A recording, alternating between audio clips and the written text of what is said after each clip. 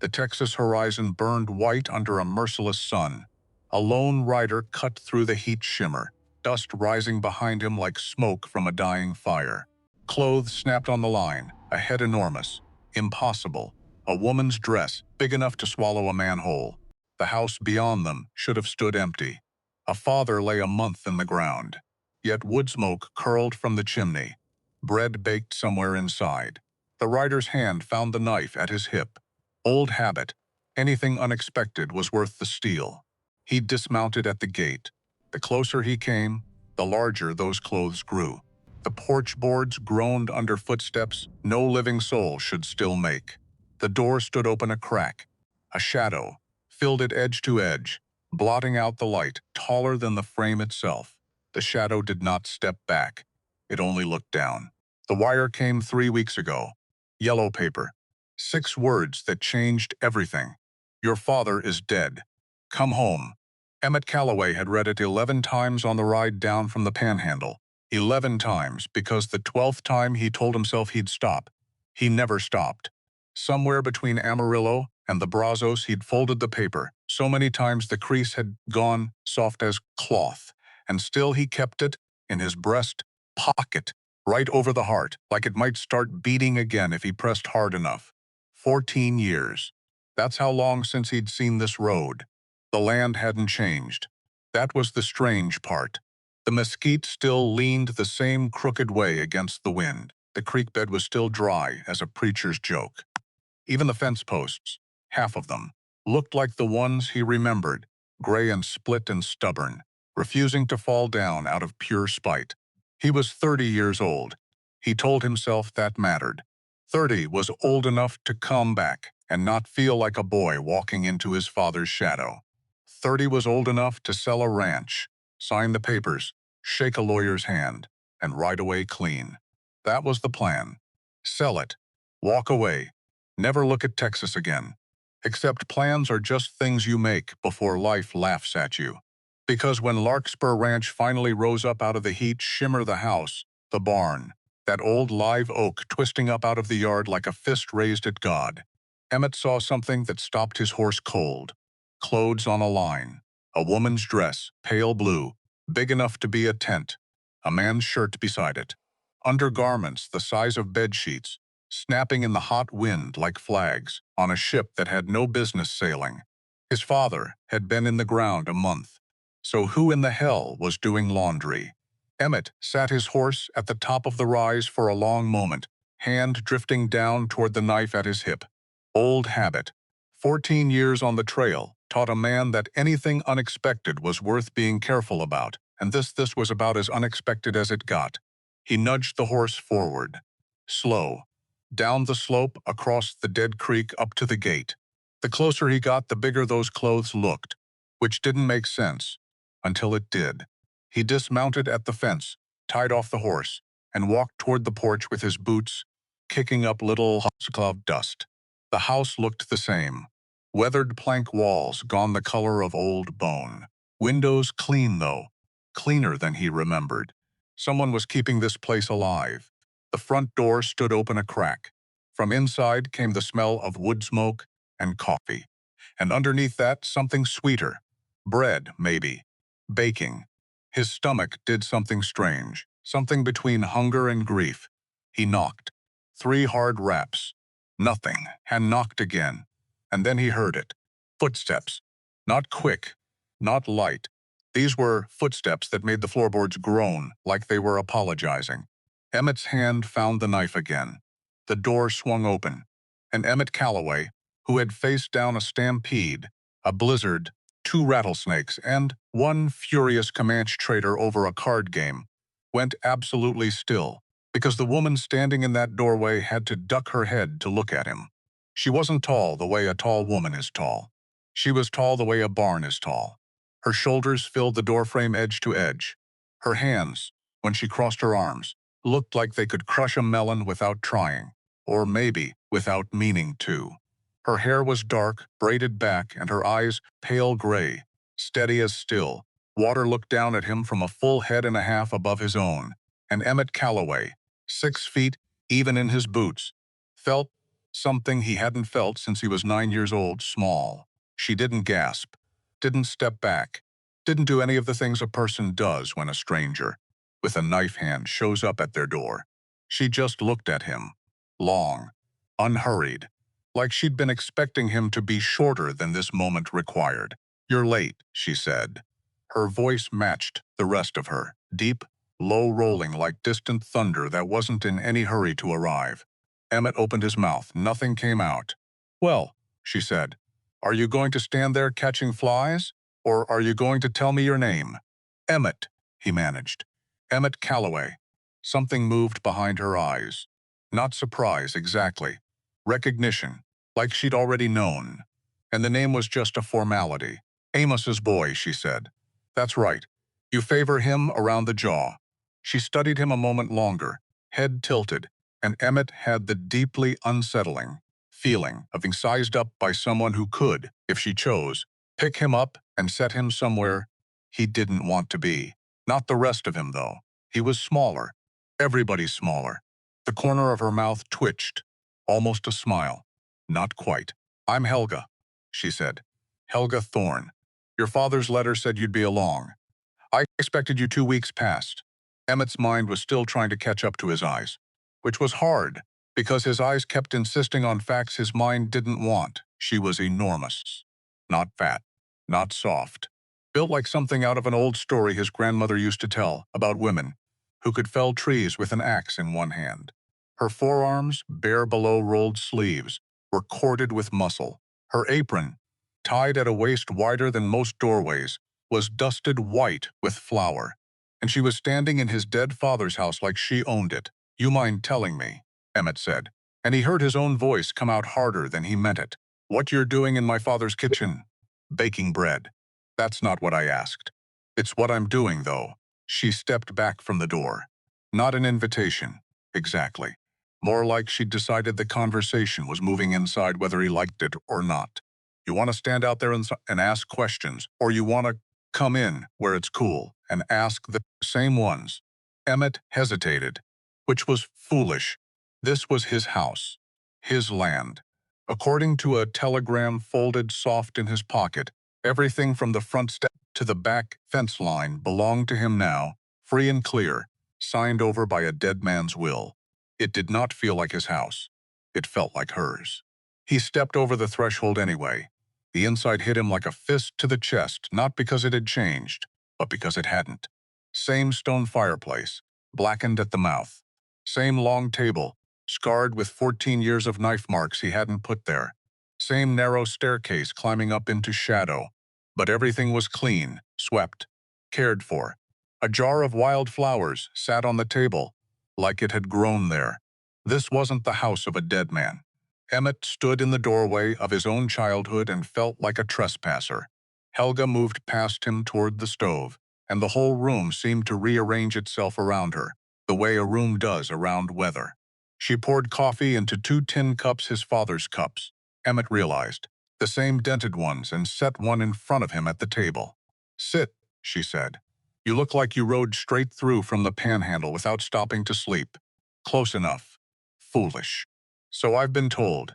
She sat across from him. The chair, one of his father's old cane bottoms, groaned once under her weight, and then held, like it had made peace with the arrangement a long time ago. Emmett wrapped both hands around the tin cup. Didn't drink, just held it, because holding something felt safer than talking. "How long?" he said finally. "Have you been living here?" 2 years. "Doing what?" "Everything." She said it plain, no boast in it. "Cooking, mending, working the garden, nursing your father, those last months when the coughing got bad and he couldn't hardly stand."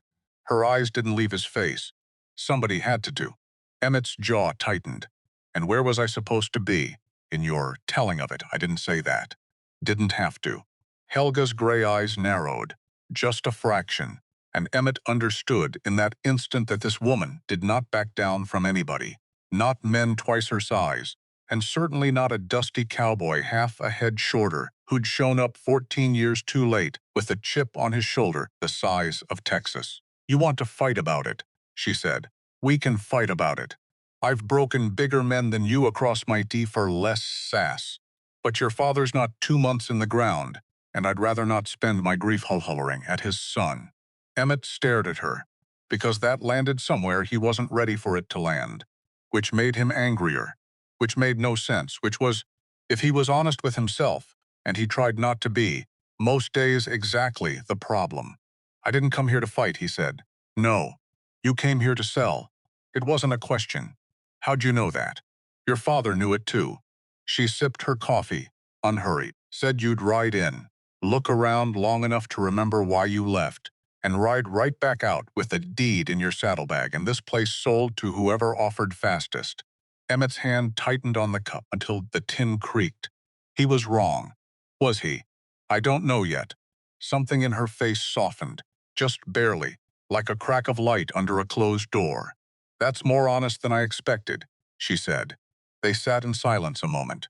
Outside, the wind picked up, and Emmett could hear the clothesline creaking, that huge blue dress snapping against itself like a sail.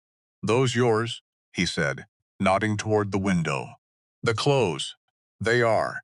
Everything out there's near twice the size of regular. I've noticed. I don't mean nothing by it." "Yes, you do." She said it without heat. Just fact, laid flat on the table between them like a card. "Everybody means something by it. I stopped minding a long time ago. Or I told myself I did." She looked at him steady. "You're the first person to say it to my face in 2 years, instead of behind my back. I suppose I owe you something for that, even if it wasn't kind." Emmett felt his ears go hot, because she wasn't wrong, and because being wrong-footed by a woman built like a church door, in his own father's kitchen, on the day he'd meant to be businesslike and brief, was not how he had planned this homecoming to go. "I'm sorry," he said. "It came out rougher than an apology should. Don't be sorry. Be quiet and drink your coffee before it goes cold." He drank his coffee. It was strong, bitter, exactly the way his father used to make it. And Emmett hated that his chest ached at the taste of it. He took the horse to the barn himself.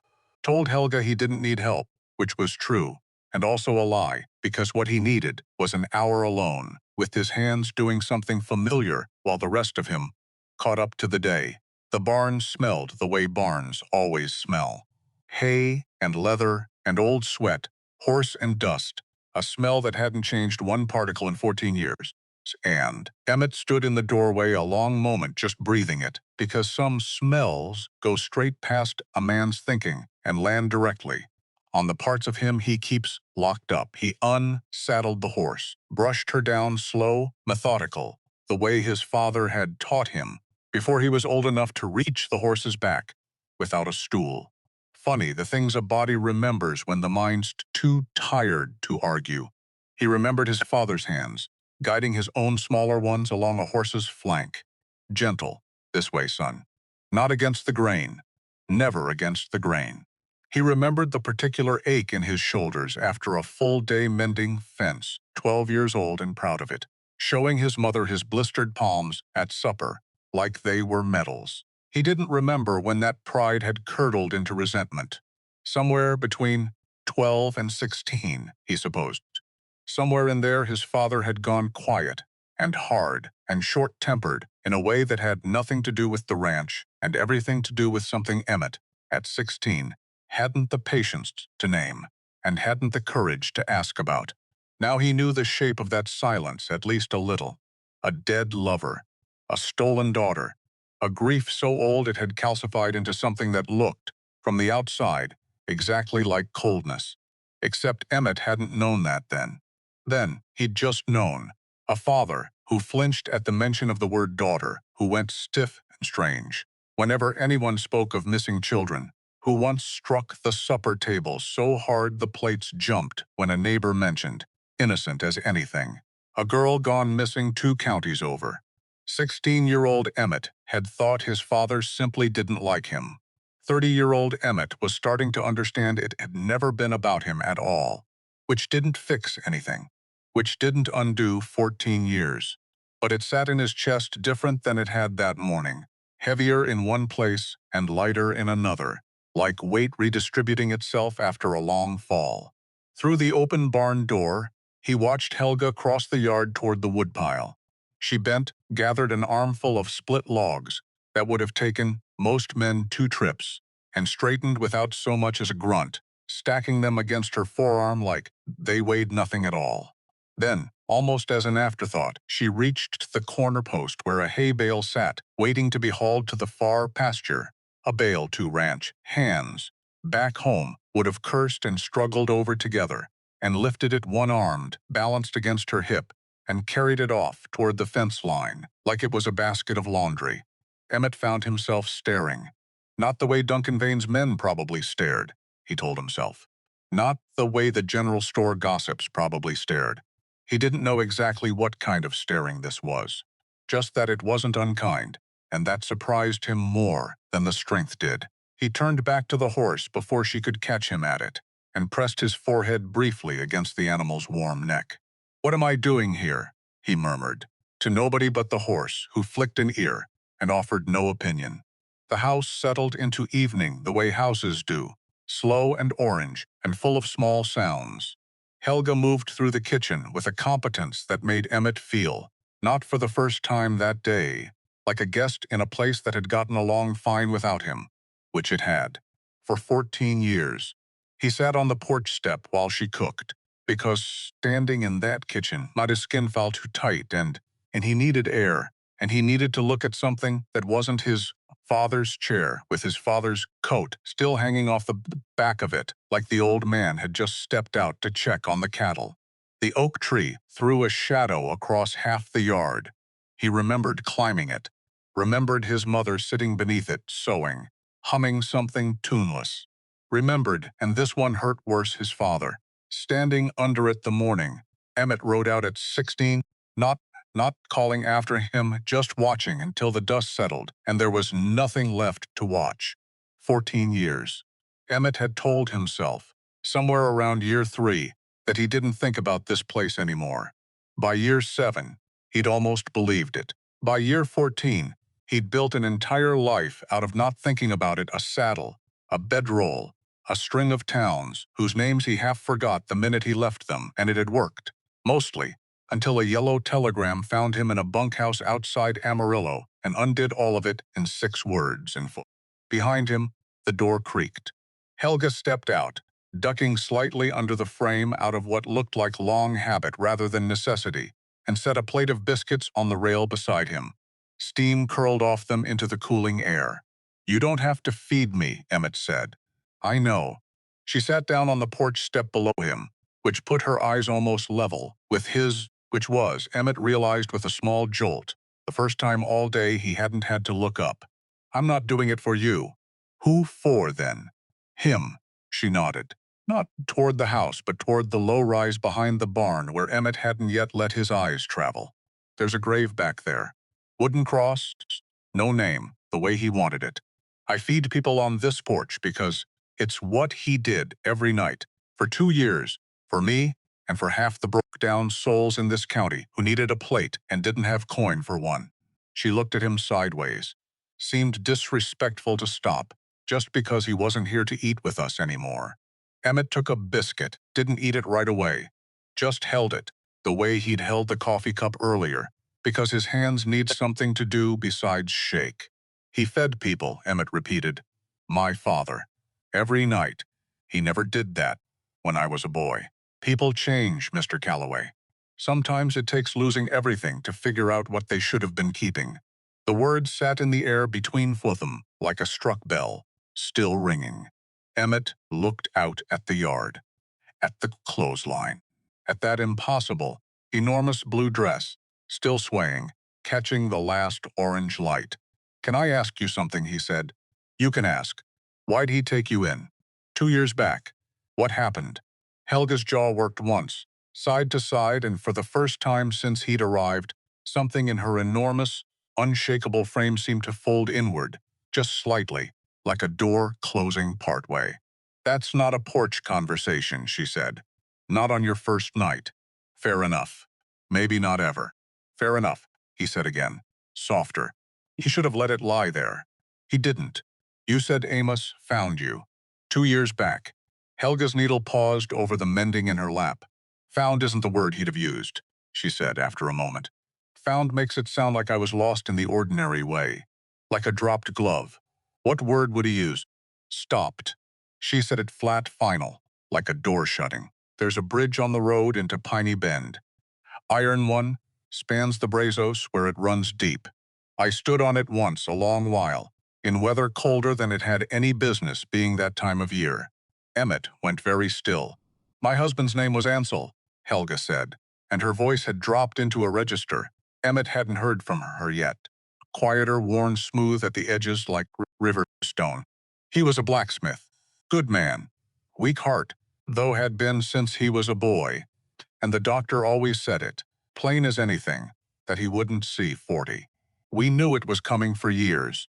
Doesn't make the day it comes any easier to stand up straight through. How old was he? 39. She resumed her stitching, hands steady, even though her voice wasn't quite. I was 3 months, a widow, and out of money, and out of family, and standing on an iron bridge, deciding I didn't much care to see 40 myself, when a man rode up on a gray mare and asked me, plain as you please, whether I was planning to jump or just admiring the view. Despite everything, despite the whole strange, heavy day, something in Emmett's chest cracked just slightly at that, because it sounded exactly, precisely like his father. The dry, sideways humor of a man who'd learned that the gentlest thing you can do for someone at the edge of something terrible is refuse to treat the moment like the emergency it is. What'd you tell him? Told him, yes, I was planning to jump. He said, well, could he ask me something first? I said, fine. He asked if I had any regrets, anything I'd always wanted and never got around to. Helga's mouth curved, faint, almost private, a smile aimed entirely at a memory Emmett wasn't part of. I told him I'd always wanted a garden. Real one. Flowers and vegetables both.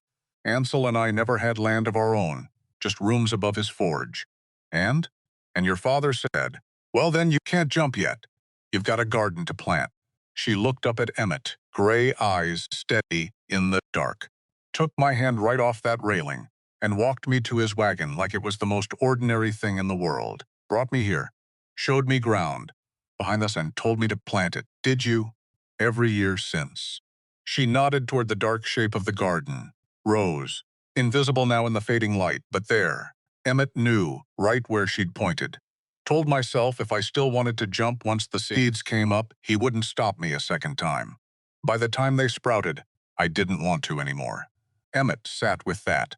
A long moment, the porch boards creaking faintly under Helga's shifting weight, the biscuit gone entirely cold and forgotten in his hand. He never told me any of that, Emmett said finally. He wasn't a man for telling things, your father. He was a man for doing them quietly and hoping somebody noticed. Eventually, Helga's eyes cut sideways to him. Sharp again, testing. Sound familiar to you at all, Mr. Calloway? Emmett didn't answer that. Didn't trust himself to. They sat there while the sky went from orange to purple, to a deep bruised blue, and the first stars came out over Larkspur Ranch. More of them than Emmett remembered seeing anywhere else in 14 years of sky. One night, Helga said finally, into the dark, you can have the loft. Your horse can rest in the barn.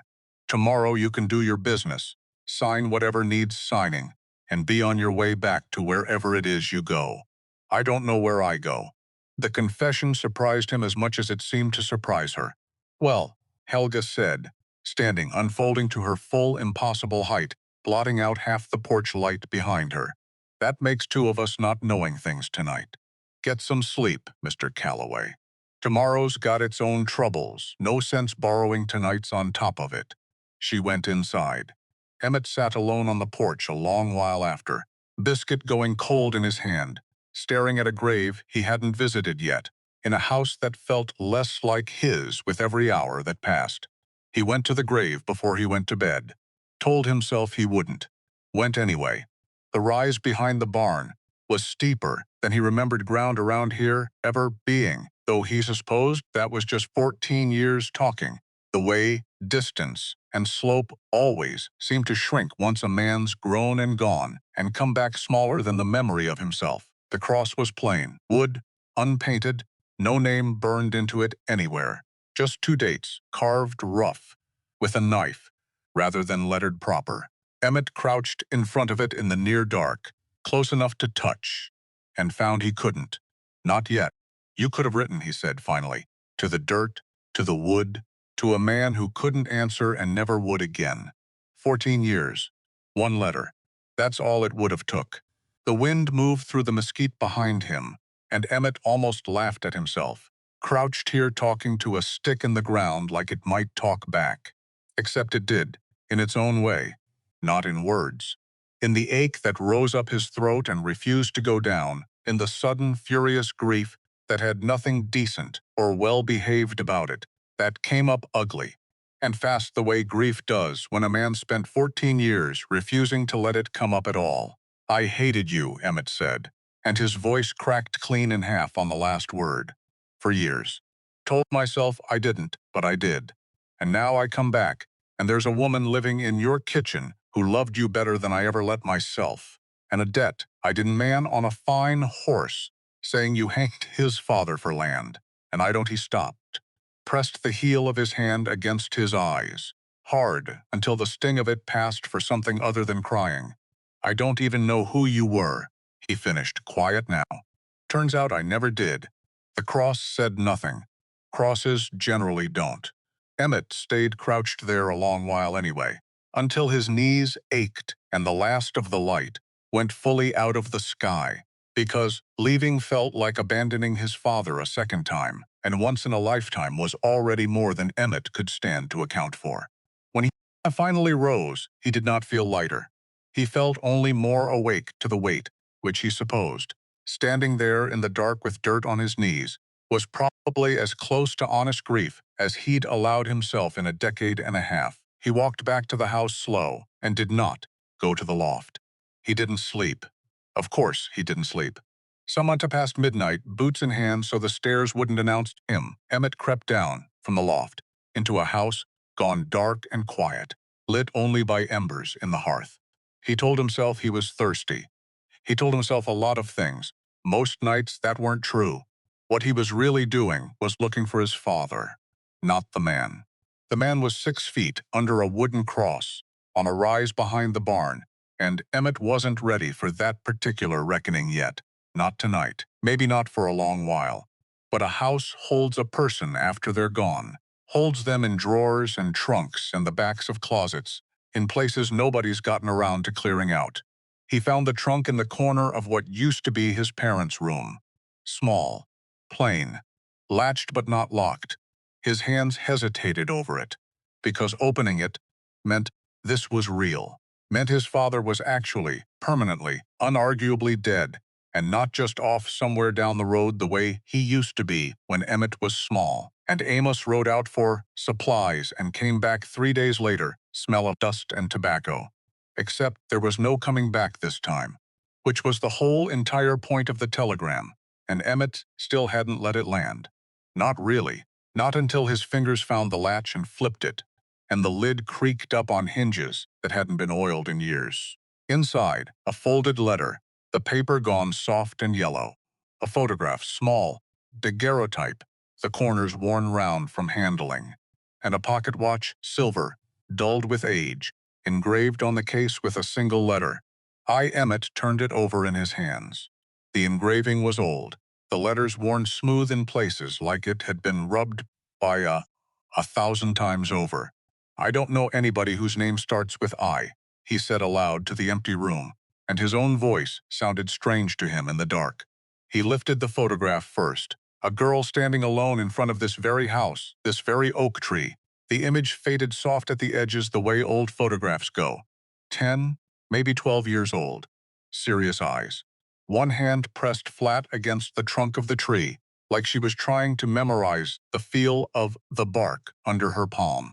On the back, in handwriting Emmett recognized instantly, because it was the same hand that had signed his school lessons and his mother's grave marker, and every single letter his father had ever failed to send him. Iris 1861.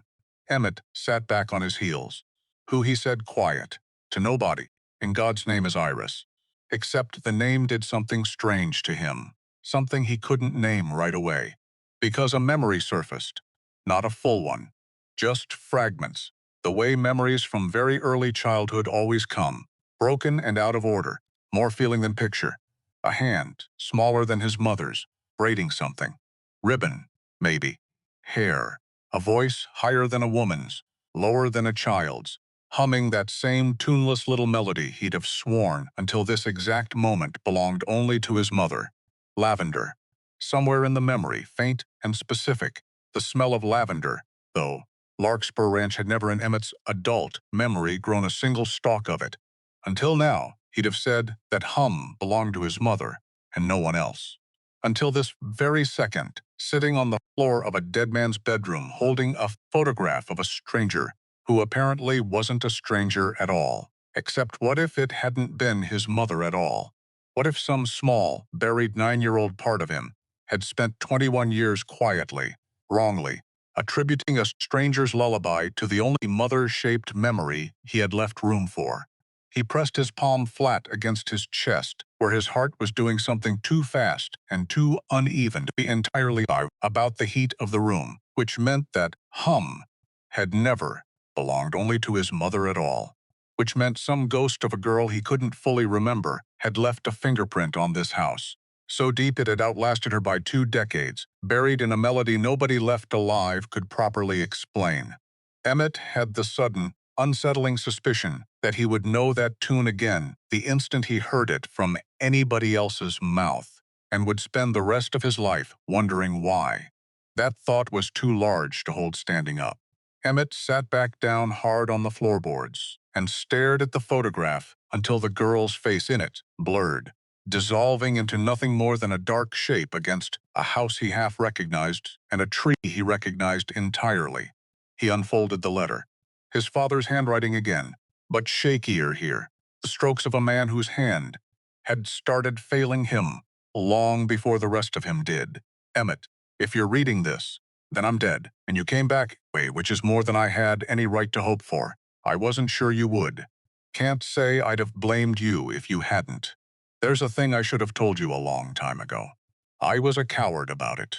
Told myself there was always another year, another letter, another chance. There wasn't.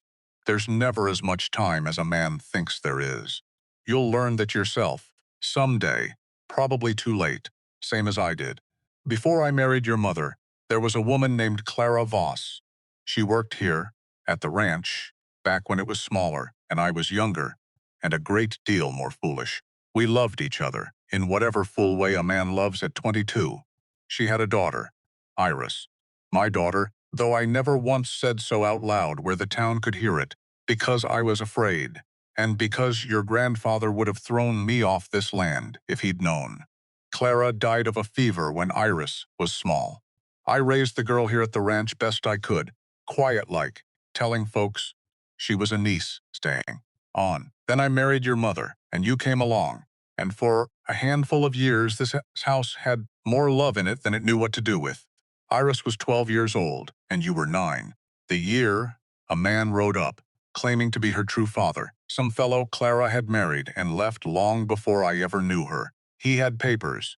I believe now they were forged, though I couldn't prove it then and can't prove it still. Iris was young and confused and curious about where she came from, same as any child would be, and she went with him. I tried to stop it, failed. I have spent 21 years since trying to find her again, and failing at that too. I never told you any of this, son, because by the time I had the courage, you were already gone yourself. Gone the Spain she would, except you left because of me, and not despite me, which is a different kind of failure, and a worse one, because I could have stopped that one, and I didn't. I'm asking you now, too late to ask it properly, to forgive an old man who loved his children the only broken way he knew how. There's a watch in this box. It was meant for Iris, the day she turned 16, except she was long gone by then, and I never got the chance to give it. I've kept it 21 years, hoping. Keep hoping for me, Emmett. It's the one thing I never managed to stop doing, even when it near killed me. Your father, Amos Calloway Emmett, sat on the floor of his dead parents' bedroom for a long, long time, the letter trembling in his hands, the pocket watch gone warm from his grip. A sister. He had a sister. Had had one for 9 years of his life, and he could not, for the life of him could not, no matter how hard he pressed at the memory, recall her face clearly. A girl in the yard maybe, a voice, humming, somewhere in the house. Gone so long ago that she'd been erased even from his own remembering, and that felt like its own particular kind of grief, mourning someone he could barely prove he'd once known. 21 years his father had searched, and never told him, because he was ashamed, because he was a coward, by his own written confession, and Emmett wanted so badly to be angry about that. Wanted it with his whole aching chest, except the anger kept sliding sideways into something worse. Something that looked a great deal like recognition. Because wasn't that exactly what Emmett himself had done? Run from a thing too painful to sit still with. Built a life 1,000 miles wide and an inch deep, so there'd never be time to stop and feel the hole where his family used to be, which made him exactly his father's son, which was the last thing on God's earth he wanted to be. He didn't hear the door, couldn't sleep either. Emmett looked up. Helga stood in the doorway, a lantern in one huge hand, her shadows swallowing half the room behind her. She wasn't looking at him with pity, which he was grateful for, because pity, right now, would have broken something in him that anger hadn't managed to. Found this, Emmett said, holding up the letter, his voice not entirely steady. Did you know? Helga was quiet a moment. I knew there was a girl once, she said. Amos mentioned her, maybe twice in 2 years, always late at night, always with that same look on his face you've got right now. He never told me her name. Iris. Pretty name. She'd be Emmett did the math, hands shaking slightly. 33 now. If she's, he couldn't finish it. If she's alive. Helga finished for him, gently, in a voice that didn't match the size of her at all, low and careful, like she was handling something breakable. Some things you don't get to know the end of, Mr. Calloway. Your father died not knowing. Whatever you decide to do with this house, that's a weight you're going to carry, whether you stay or go. Emmett looked down at the watch again, at the worn letter I. I don't even know where to start looking. No, Helga agreed. But you know more tonight than you did this morning. That's usually how it starts. Not with an answer. Just with one more thing you can't unknow. She set the lantern on the dresser, and for a moment the light caught her face at an angle Emmett hadn't seen yet, tired and old in a way that had nothing to do with years, and kinder than he'd given her credit for at the door that afternoon. Get some sleep, she said again. Second time I've told you today. I don't imagine you'll listen this time either. She was right. He didn't. Instead, once Helga's footsteps had faded back down the stairs, Emmett went looking through the rest of the trunk with the lantern she'd left behind. Beneath where the letter and photograph had sat, tucked flat against the trunk's false bottom, he found a bundle of papers, wrapped in oilcloth and tied, with string, gone brittle. With age, he worked the knot loose with careful fingers. More letters. Not one, not a handful, dozens at least. Maybe more than dozens. Each one addressed in his father's hand, to a name Emmett had never once heard spoken aloud in this house until tonight. Iris. He untied the topmost letter with hands that had gone unsteady again, and unfolded it, and found handwriting younger than the letter downstairs. Steadier, a man not yet worn down by decades of failure. Dear Iris, you have been gone 3 months now. I think of you every single day, and I expect I will for the rest of my life, however long that turns out to be. I am sorry. I don't know if sorry means anything when it arrives 20 years too late, but it's the only word I have, so I'm sending it anyway, even though I have no address to send it to. Emmett set it down, picked up another, further into the stack, the ink darker, the hand slightly changed. Dear Iris, you would be 20 now, I think. I wonder if you remember this house at all, or if it's gone from you the way water goes from a cracked jar. I hired a man in Austin last month. He says he can find nearly anybody for the right price. I paid him everything I had left over from the fall cattle sale. I don't expect it to come to anything. I keep doing it anyway. He didn't have the strength, not tonight. to read further than that. He retied the bundle with hands that shook worse than they had all evening, and sat there on the cold floor of his parents' old room with an entire second hidden lifetime of his father's grief laid out in front of him, more of it than he'd had any idea existed. 20 years of letters, never sent because there was nowhere to send them. 20 years of a debt Emmett was only now starting to suspect had less to do with cattle prices than Thaddeus Pratt had let on that morning, and everything to do with hired men in Austin and San Antonio and God knew where else. All of them paid, year after year, to chase a ghost that never once turned up. He thought of the $2,950 Pratt hadn't yet mentioned, because Pratt hadn't arrived yet, because that conversation was still hours away and Emmett didn't know it was coming. But some part of him, sitting there in the dark, with a stack of unsent letters, heavier in his lap than their paperweight had any right to be, already suspected the shape of it. Father suspected the shape of it. He spent that money on the ranch, spent it looking for a daughter he never found. Emmett didn't sleep that night. Not one single hour of it. He lay in the loft, staring at the ceilings he'd stared at as a boy, and somewhere in the dark house below him, he could hear Helga moving too, restless in her own way, the floorboards giving up her insomnia the same way they'd given up her footsteps that first afternoon. Two people, wide awake, in a house built by a man who apparently hadn't slept easy in over 2 decades either. Some inheritances, Emmett thought, arrive in the blood whether a man wants them or not. Thaddeus Pratt arrived the next morning on a mule that looked as tired of the heat as its rider, a leather satchel strapped across his narrow shoulders, and a suit that had clearly seen better decades. He shook Emmett's hand at the gate with the particular gentleness lawyers use on the recently bereaved. Like grief was something that might shatter if gripped too hard. Mr. Calloway, my deepest condolences. Your father was a good man, and a stubborn one, which, is the highest compliment I know how to give. Thank you for coming out. Wouldn't have missed it. Amos asked me personal to see this through, proper, whenever you finally showed up. Pratt's eyes flicked, briefly, involuntarily, toward the house, where Helga's shape moved past a window. I see you've met Miss Thorne. Word travels fast in this county. Word doesn't have to travel far when there's only one woman in 3 counties built like a church steeple. Pratt said it without malice, just fact, the way Helga herself had said things the day before, and Emmett found himself oddly grateful. Nobody around here seemed to feel the need to whisper about it. She's a good woman, Mr. Calloway. Whatever else you decide, I'd ask you to keep that in mind. They sat at the long table.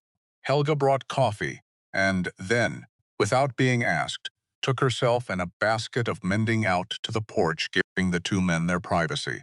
Though Emmett suspected she could hear every word through the open window, regardless, and didn't much care if she did.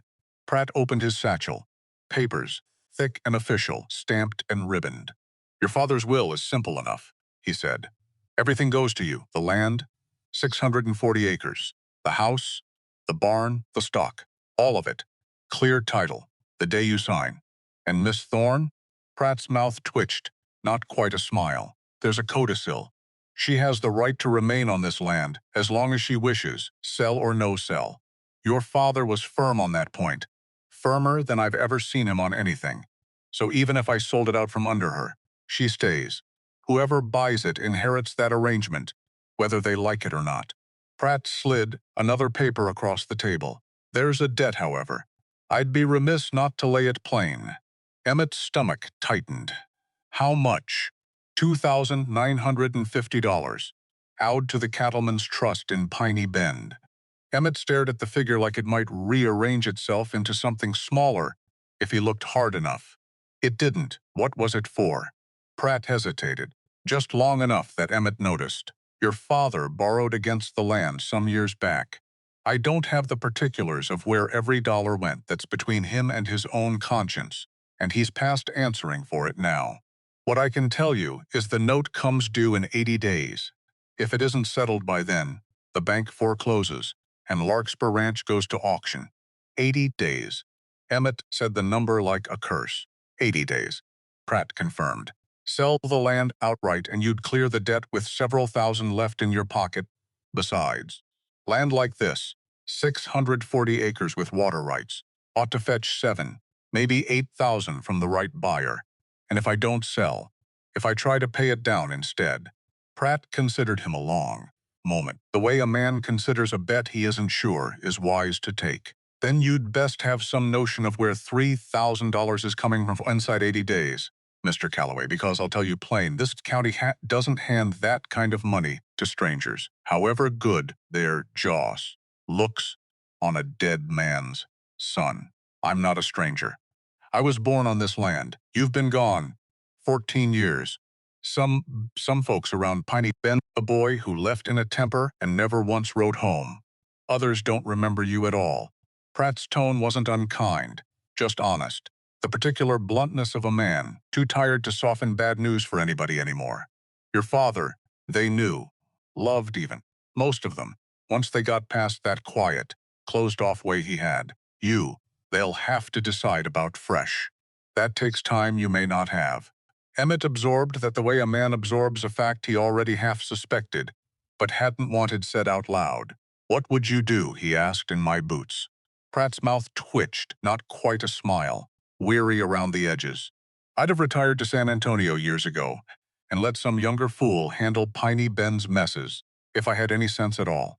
Since I apparently don't, he gathered the last of his papers, tapping them square against the table. I'd say a man doesn't usually get handed 2 chances to decide what kind of legacy he wants, Mr. Calloway. Most folks only get the one, and they spend it without ever noticing it was a decision at all. You've been handed yours plain, on a debt notice and a dead man's letter, in the same week. Seems almost deliberate, though I don't put much stock in providence myself.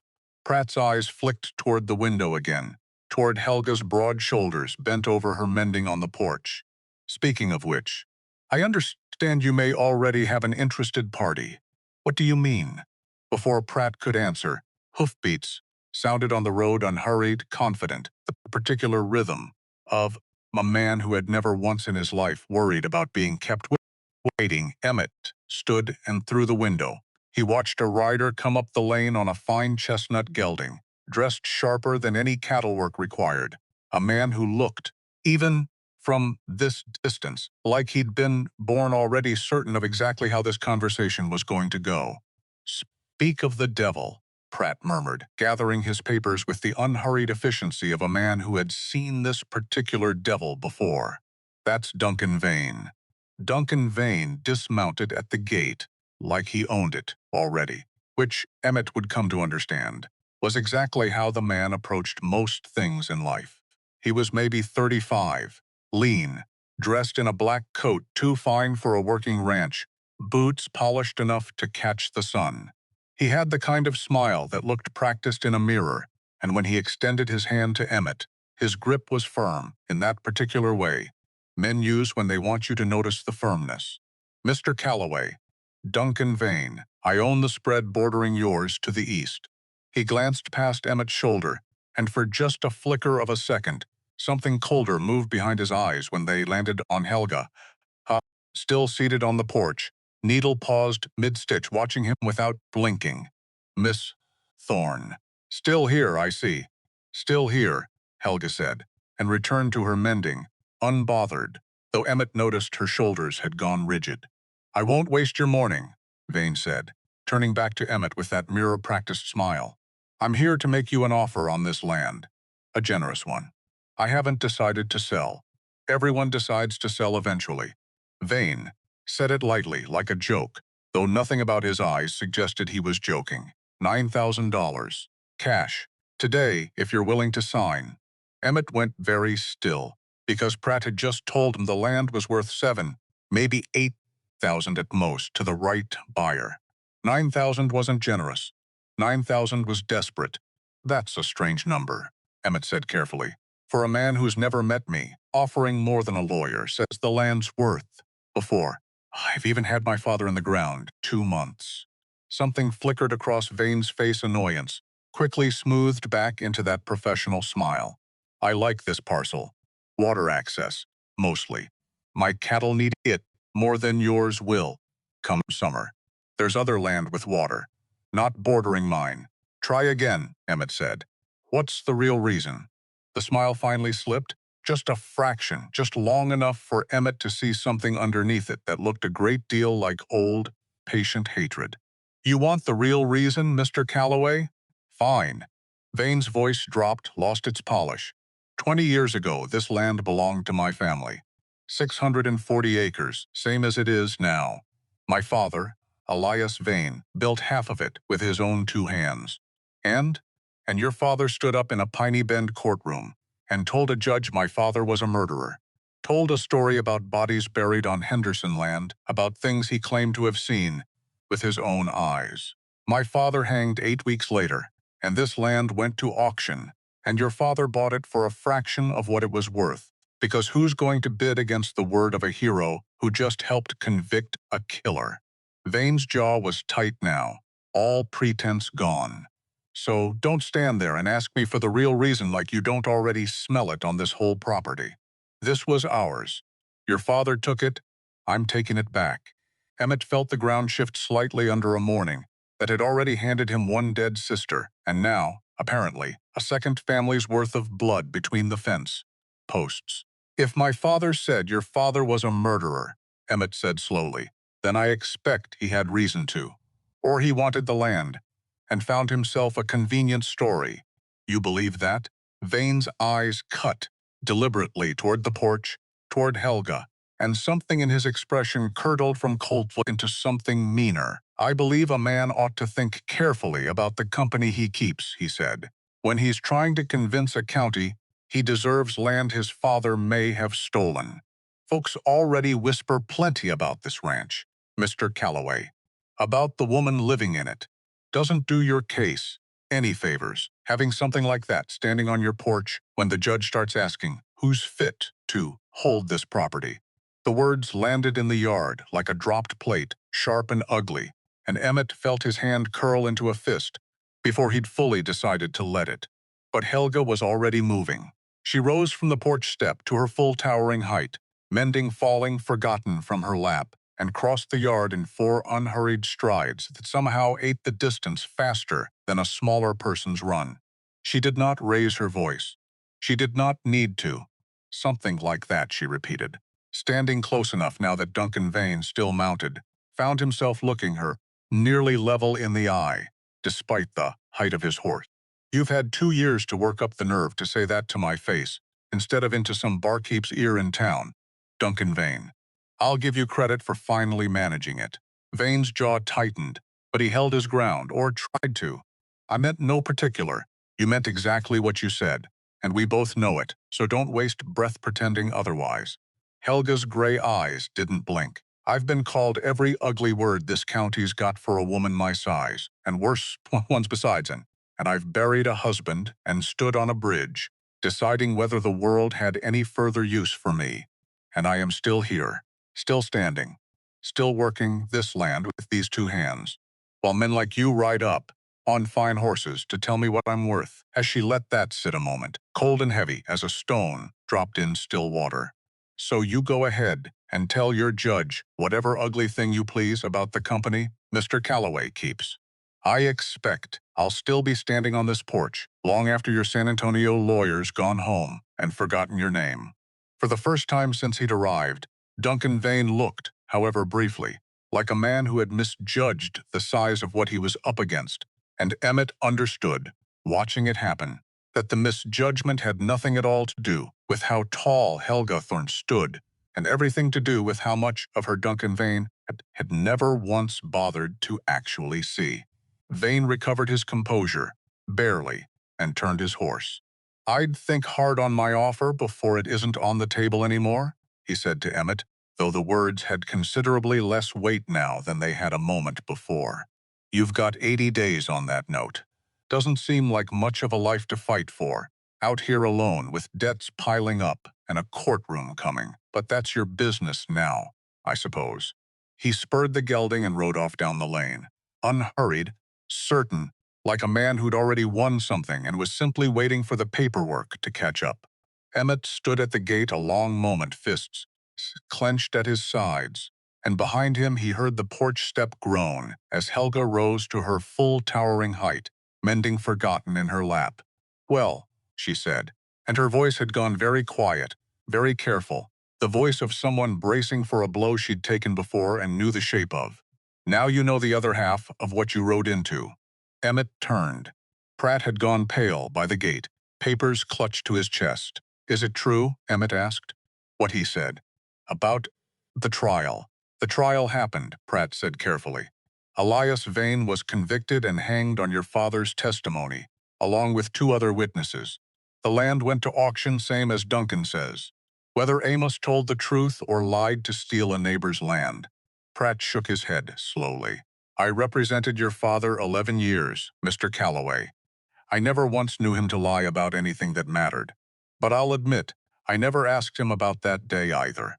Man doesn't always volunteer the things that keep him up at night." A rider was coming up the lane again, slower this time, an old man on a sway-backed bay, a white beard reaching nearly to his chest, and a hat with a hole worn clean through the brim.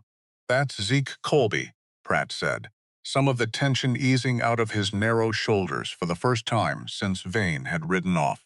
"If there's a man in this county who'd know the truth of what happened 20 years back, it's him. He and your father served together, fought the whole war side by side, near enough."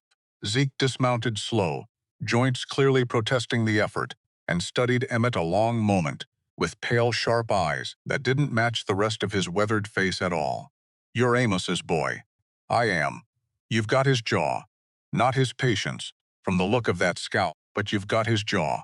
Zeke's mouth twitched under the beard, not quite a smile. "Heard Duncan Vane's horse coming up this road not 20 minutes past.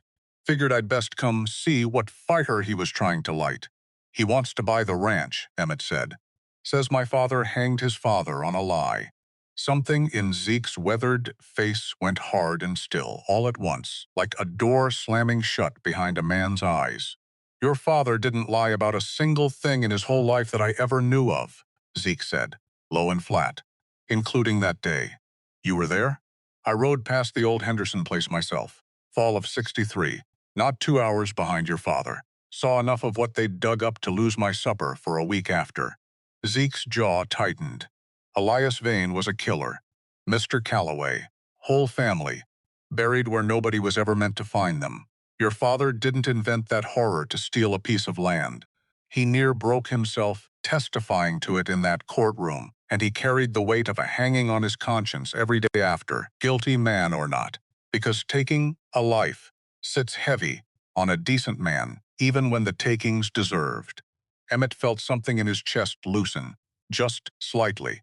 A knot he hadn't fully known was there until it began, just barely, to give. "Duncan says he's got a lawyer coming from San Antonio. Says he means to reopen it."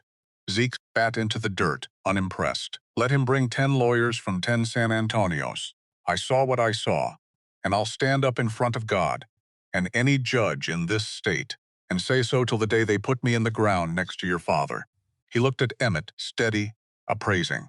"The question, son, is whether you're planning to still be standing us on this land when that day comes, or whether you're fixing to sell out from under all of it and let Duncan Vane finish what his daddy started." The question hung there, unanswered, because Emmett didn't have an answer yet, and every single person on this ranch this morning seemed determined to make him find one faster than he was ready to. Zeke touched his hat brim toward the porch, toward Helga, some quiet old respect passing between them that Emmett couldn't quite name. "You need me at that trial. If it comes to one, you send word," Zeke said, already turning back toward his horse. "Amos pulled me out from under a collapsed wagon in '64 and carried me 3 miles to a surgeon on his own back. I've been paying that debt down slow for 20 years. I don't imagine I'm done yet." He rode off at the same unhurried pace he'd arrived, and Emmett stood there in the yard, with one more name, one more debt, one more thread of his father's life, pulling loose and unspooling faster than he could gather it back up. Emmett looked toward the low rise behind the barn, toward a wooden cross with no name on it, and felt, for the second time in less than a day, The ground of his father's life shifting beneath him into something far more complicated than the simple, sellable inheritance he'd ridden 14 years to collect. A sister he'd never known was missing and had been for 21 years. A debt he hadn't known existed, due in 80 days. And now a man with cold eyes and a fine coat, standing on land soaked in a hanging Emmett's own father, may or may not have earned honestly. Promising this wasn't over, Emmett looked at Helga. She looked back at him, steady, unflinching, the only thing on this whole ranch that hadn't moved or shifted or revealed some hidden fracture since he'd ridden in yesterday afternoon. "I thought I came here to sell a ranch," Emmett said quietly. "Most folks who ride up that road," Helga said, "think they're coming for something simple." She turned back toward the house, ducking beneath the doorframe out of long habit, and paused just before she disappeared inside. "Your father thought the same thing once, Mr. Calloway. Look how that turned out." That night, they sat on the porch again, because it seemed by now to have become the place where the hardest conversations in this house happened, whether either of them planned it that way or not. Emmett held the pocket watch loose in one hand, turning it over and over, the worn letter eye catching what little light spilled out from the window behind them. 80 days, he said, mostly to himself. 80 days, Helga agreed. Almost $3,000 I didn't know we owed. A neighbor who wants this land. Bad enough to lie about why. A courtroom coming. And a sister out there somewhere who doesn't know I exist any more than I knew she did.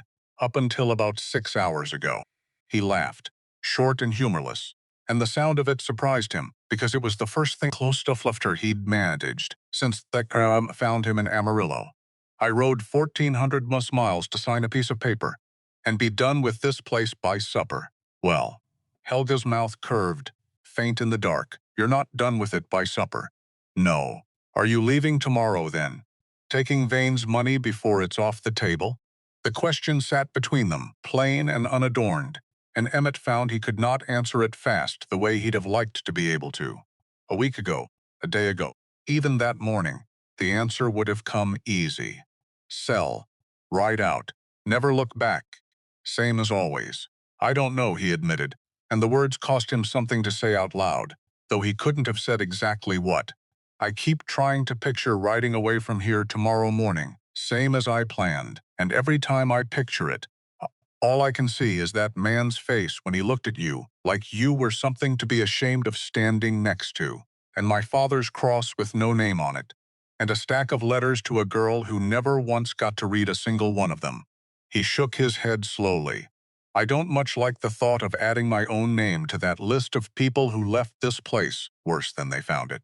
Helga was quiet, a long moment, her needle still, her eyes fixed. Somewhere out past the fence line, where the dark had swallowed the road, Vane had ridden off down. "Your father used to say something," she said finally. "Toward the end, when the coughing got bad, and he knew he wasn't long for it. Said the only thing worth leaving behind a man was proof he'd tried. Not proof he'd won. Just proof he'd tried honest at the thing that scared him most.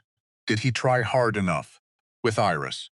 I think he tried until it broke something in him that never healed right," Helga said. "But I don't think trying and failing is the same shame as never trying at all. He carried the second kind of shame about you leaving, I believe. Not the first kind." Emmett turned the watch over once more in his palm, feeling the worn engraving under his thumb. 21 years of some grieving father's hands, rubbing at a single like it might wear a groove straight through to wherever Iris actually was. 80 days isn't much time to fight a man like Vane, he said. "No. Or find a sister nobody's seen in 2 decades. "No," Helga agreed again, "it isn't. You got any notion why I might try anyway?"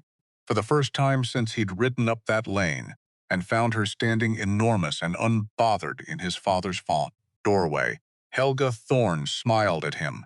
Not the faint, guarded almost smile she'd offered before, but something wider, warmer, entirely unguarded, the kind of smile Emmett suspected she didn't hand out easily or often. "Because you're his son," she said, "whether you've spent 14 years trying to prove otherwise or not. And near as I can tell, that man never once in his life, knew how to leave a fight half-finished, even the ones that near killed him to keep fighting. Emmett looked out at the dark yard, at the shape of the oak tree, black against a sky, gone thick with more stars than he'd seen anywhere in 14 years of riding, and, further out toward the low rise where a nameless cross stood watch over all of it. 80 days, he said again, quieter this time, less like a curse and more like a promise. He wasn't entirely sure, yet he had the right to make. 80 days, Helga said. I suppose we'd best get started. Then, instead of sitting here talking the night away like it's the thing that's going to save this ranch, she rose, unfolding to her full height, and once the size of her didn't strike Emmett as strange or startling at all. It struck him, standing there in the dark beside her, as something closer to steady, something closer to safe. Helga. She paused at the door. Thank you, he said, for staying. For him. For he gestured helpless, at the whole dark shape of the ranch around them, the debt and the grave and the grief and the sister-shaped hole in a family. He was only just beginning to understand he'd always had. All of it. Don't thank me yet, Mr. Calloway.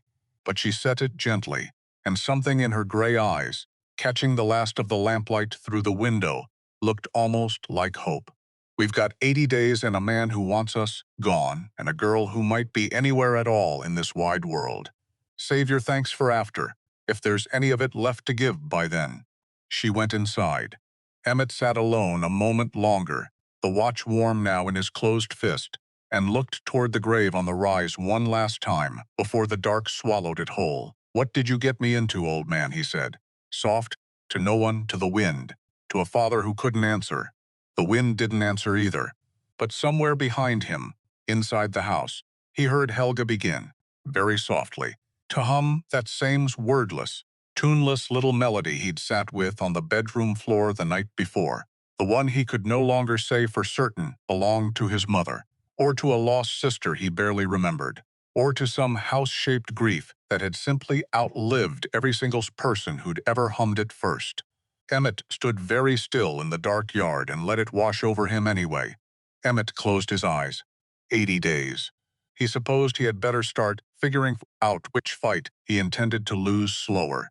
And for the first time since the telegram found him in a bunkhouse outside Amarillo, some small stubborn part of him had already begun to suspect he did not intend to lose this one at all. 3 weeks passed the way hard weeks do, fast in the living of them, slow in the looking back. Emmett woke before the sun now, because there wasn't time not to, because 80 days had already bled down to 59, and 59 wasn't a number. It was a countdown, and countdowns don't wait politely for a man to feel ready.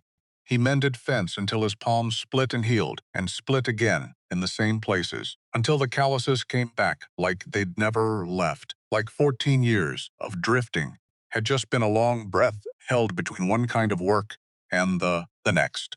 He learned again the particular music of this land. Cicadas at noon, the low complaint of cattle at dusk, Helga's boots on the porch steps, unhurried, certain, the sound a man could set a clock to if a man needed steadying, which Emmett increasingly suspected he did. They didn't talk much some days. Didn't need to. She'd hand him a nail before he asked for it. He'd catch a falling bucket before it hit her garden rows. Small things. The kind of small things that build, brick by unmarkable brick, into something neither of them had a name for yet, and both of them, Emmett suspected, were equally afraid to name out loud, which was fine, which was in fact exactly how he wanted it.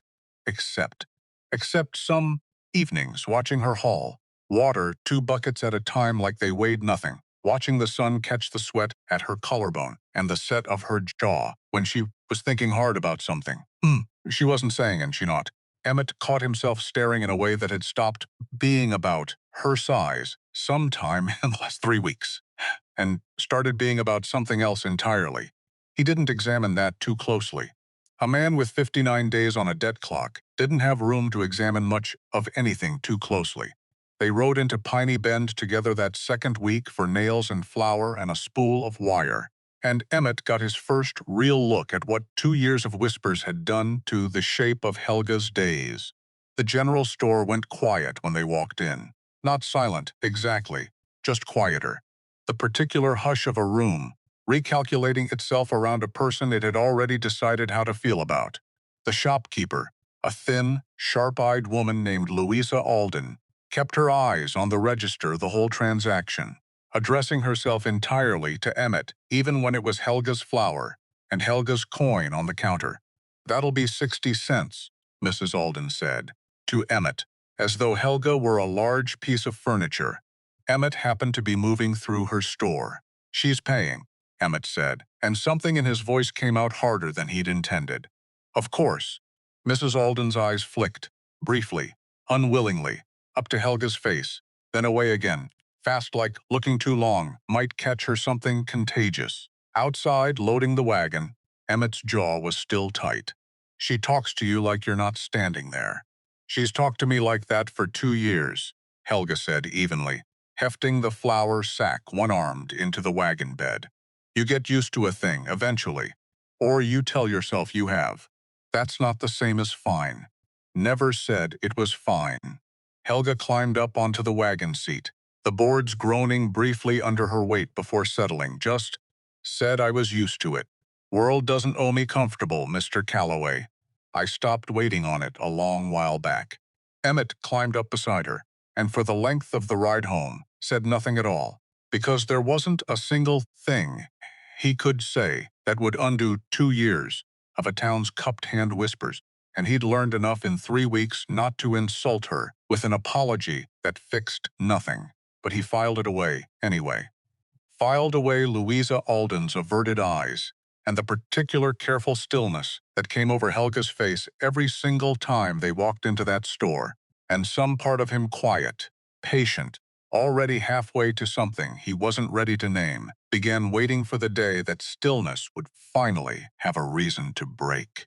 He found the ledger on a Tuesday, not looking for it, looking instead for a hammer he'd left somewhere in his father's old study, a room Emmett had avoided for 3 weeks the way a man avoids a sore tooth, poking at the idea of it with his tongue, but never quite biting down. The hammer wasn't there. The ledger was tucked behind a row of seed catalogs on the bottom shelf, its spine cracked from years of being opened and opened again. Emmett almost put it back. He didn't. Inside, columns, dates, numbers, in his father's cramped, careful hand, running back nearly 21 years. Emmett sat on the floor of the study with his father's whole hidden accounting laid open across his knees and began, slowly, to understand exactly where the ranch's money had actually gone. Detective, Austin, 40. Detective, San Antonio, 65. Passage, stage line, Fort Worth to Waco. Inquiry regarding girl fitting description. 12. Detective, second retainer, New Mexico Territory. 110.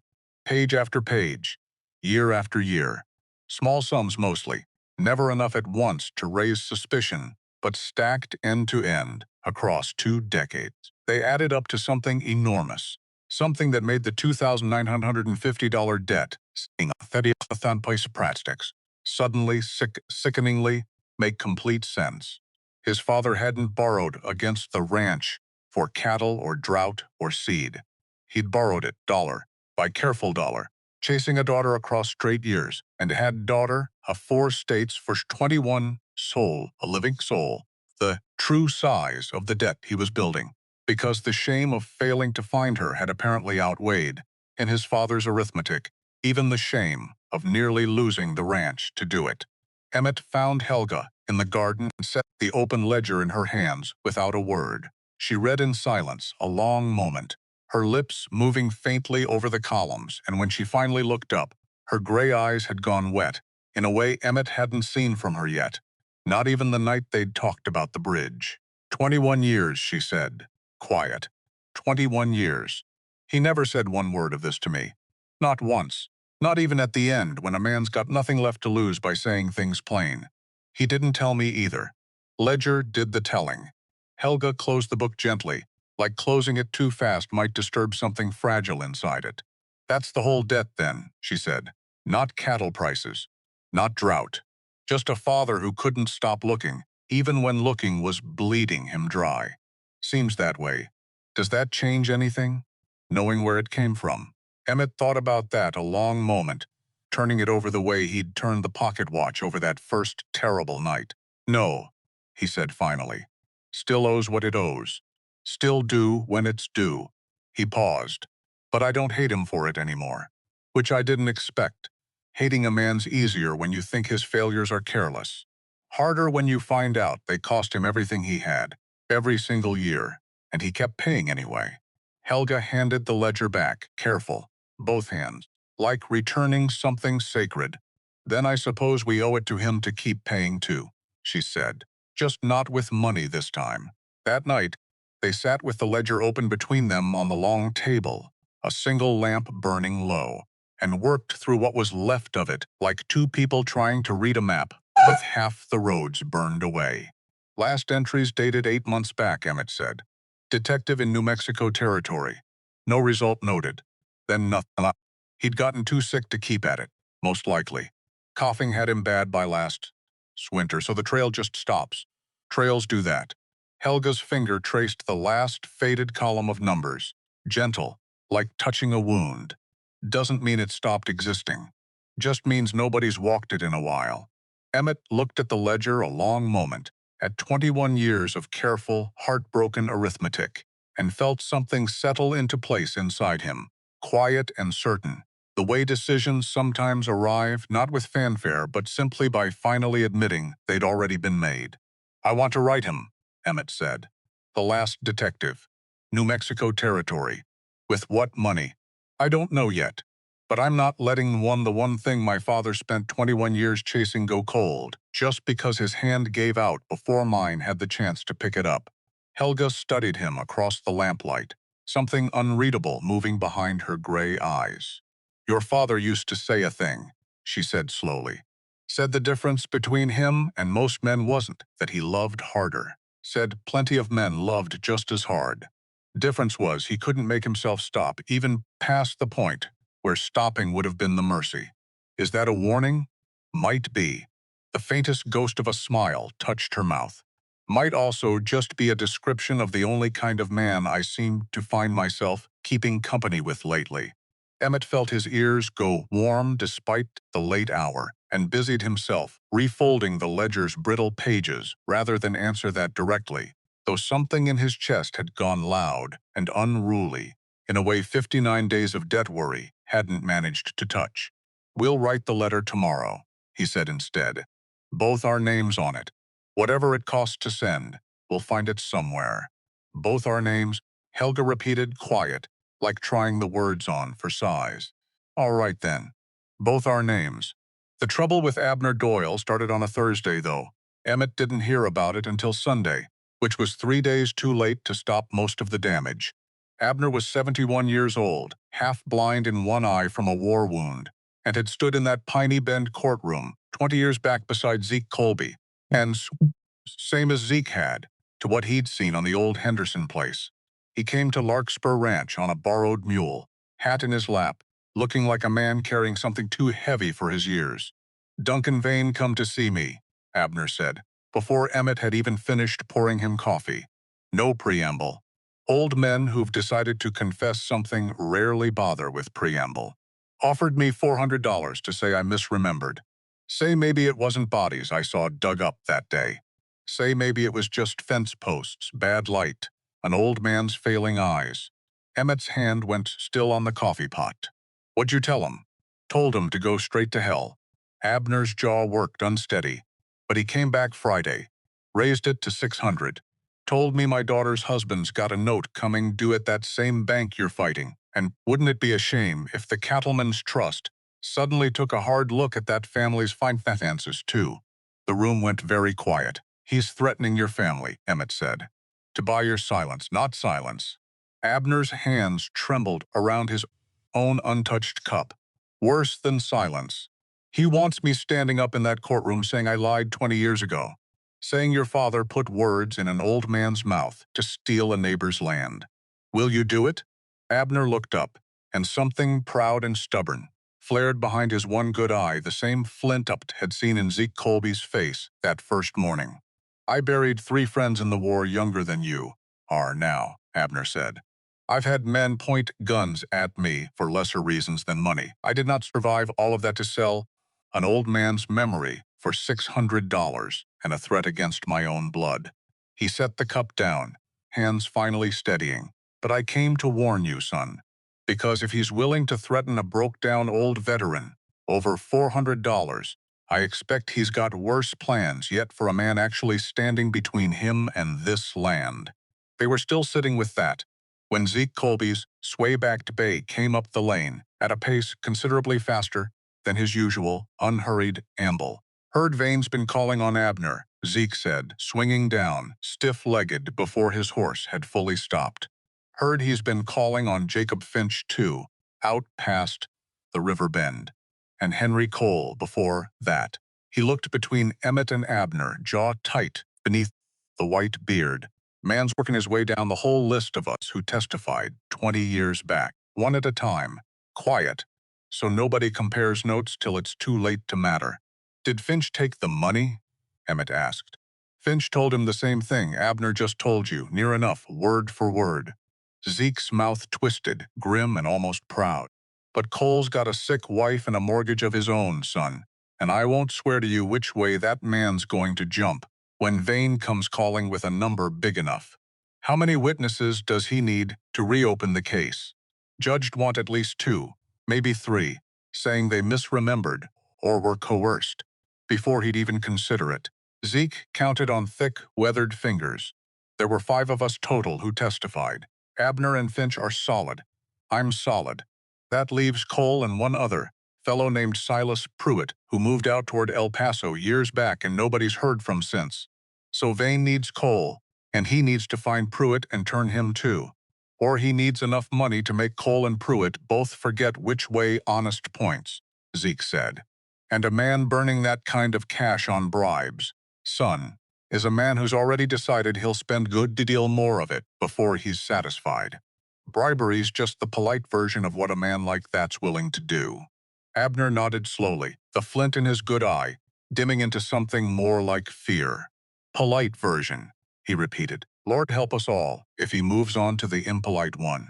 Nobody in that kitchen laughed, though Abner clearly hadn't meant it entirely as a joke, and Emmett found himself glancing, unbidden, toward the window, toward the road, toward whatever direction trouble might next decide to come riding in from. He didn't have to wonder long. That night, Emmett couldn't settle. Walked the fence line twice after supper, checking latches that didn't need checking, listening to a quiet that felt, for reasons he couldn't have named plainly, less like peace and more like held breath. Once, out past the second gate, he thought he saw a rider on the ridge above Boone's land, still and watching. Gone the instant Emmett's eyes fixed on the spot. Trick of moonlight, maybe. He told himself that. He told himself several other things, too, on the walk back to the house, none of which fully convinced him. Helga was on the porch when he came back, mending Forgotten in her lap, eyes on the same dark ridge. You saw it, too, Emmett said. Not a question. Saw something. She didn't look away from the ridge. Might have been nothing. Might have been. Neither of them believed that. Neither of them said so out loud, because saying it out loud would have meant doing something about it that night. And there was nothing yet to do, only a bad feeling and an empty ridge and 57 days still ticking down toward a debt that suddenly felt like the smallest of their problems. The fire started 2 nights later, a little past midnight, at Wendell Boone's place 4 miles east. Emmett saw the glow first. A wrong-colored light on the horizon, orange where orange had no business being, and he was on his horse and riding hard before he'd fully finished understanding what he was looking at. Because his mind was already 3 steps ahead of his body, running through everything that could be burning out that direction, and none of the answers it offered were good. Until he crested the last rise and saw the actual size of it, and every single guess his mind had made turned out to be smaller than the truth. Helga was already saddled behind him. He hadn't asked her to come. He hadn't needed to.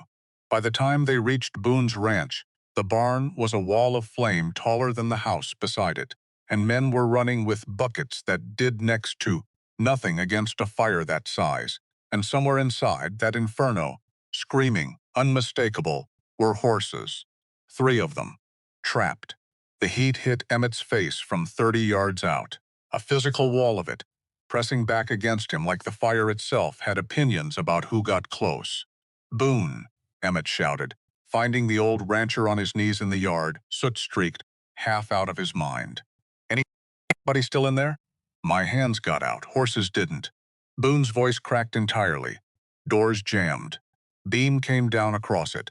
Emmett was already moving, and so, he realized a half-second later, was Helga, faster than he'd ever seen her move, faster than he'd have thought a person her size could move, straight toward a barn door, wreathed in flame that every instinct in a sane man screamed not to go near.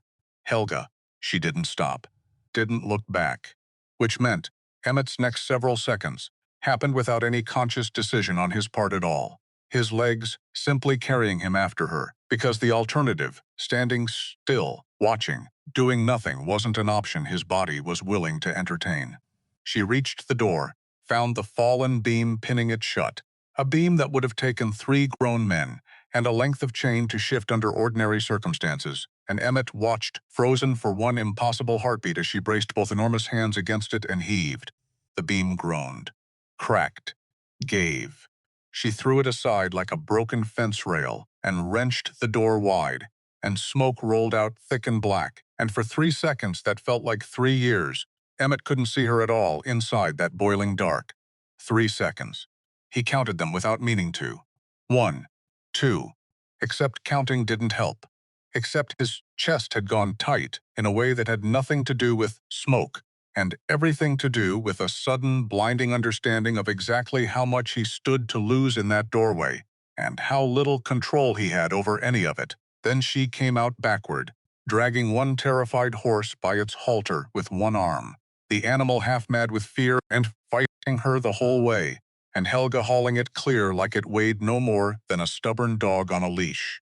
She went back in twice more. Each time, Emmett's heart stopped clean until she reappeared.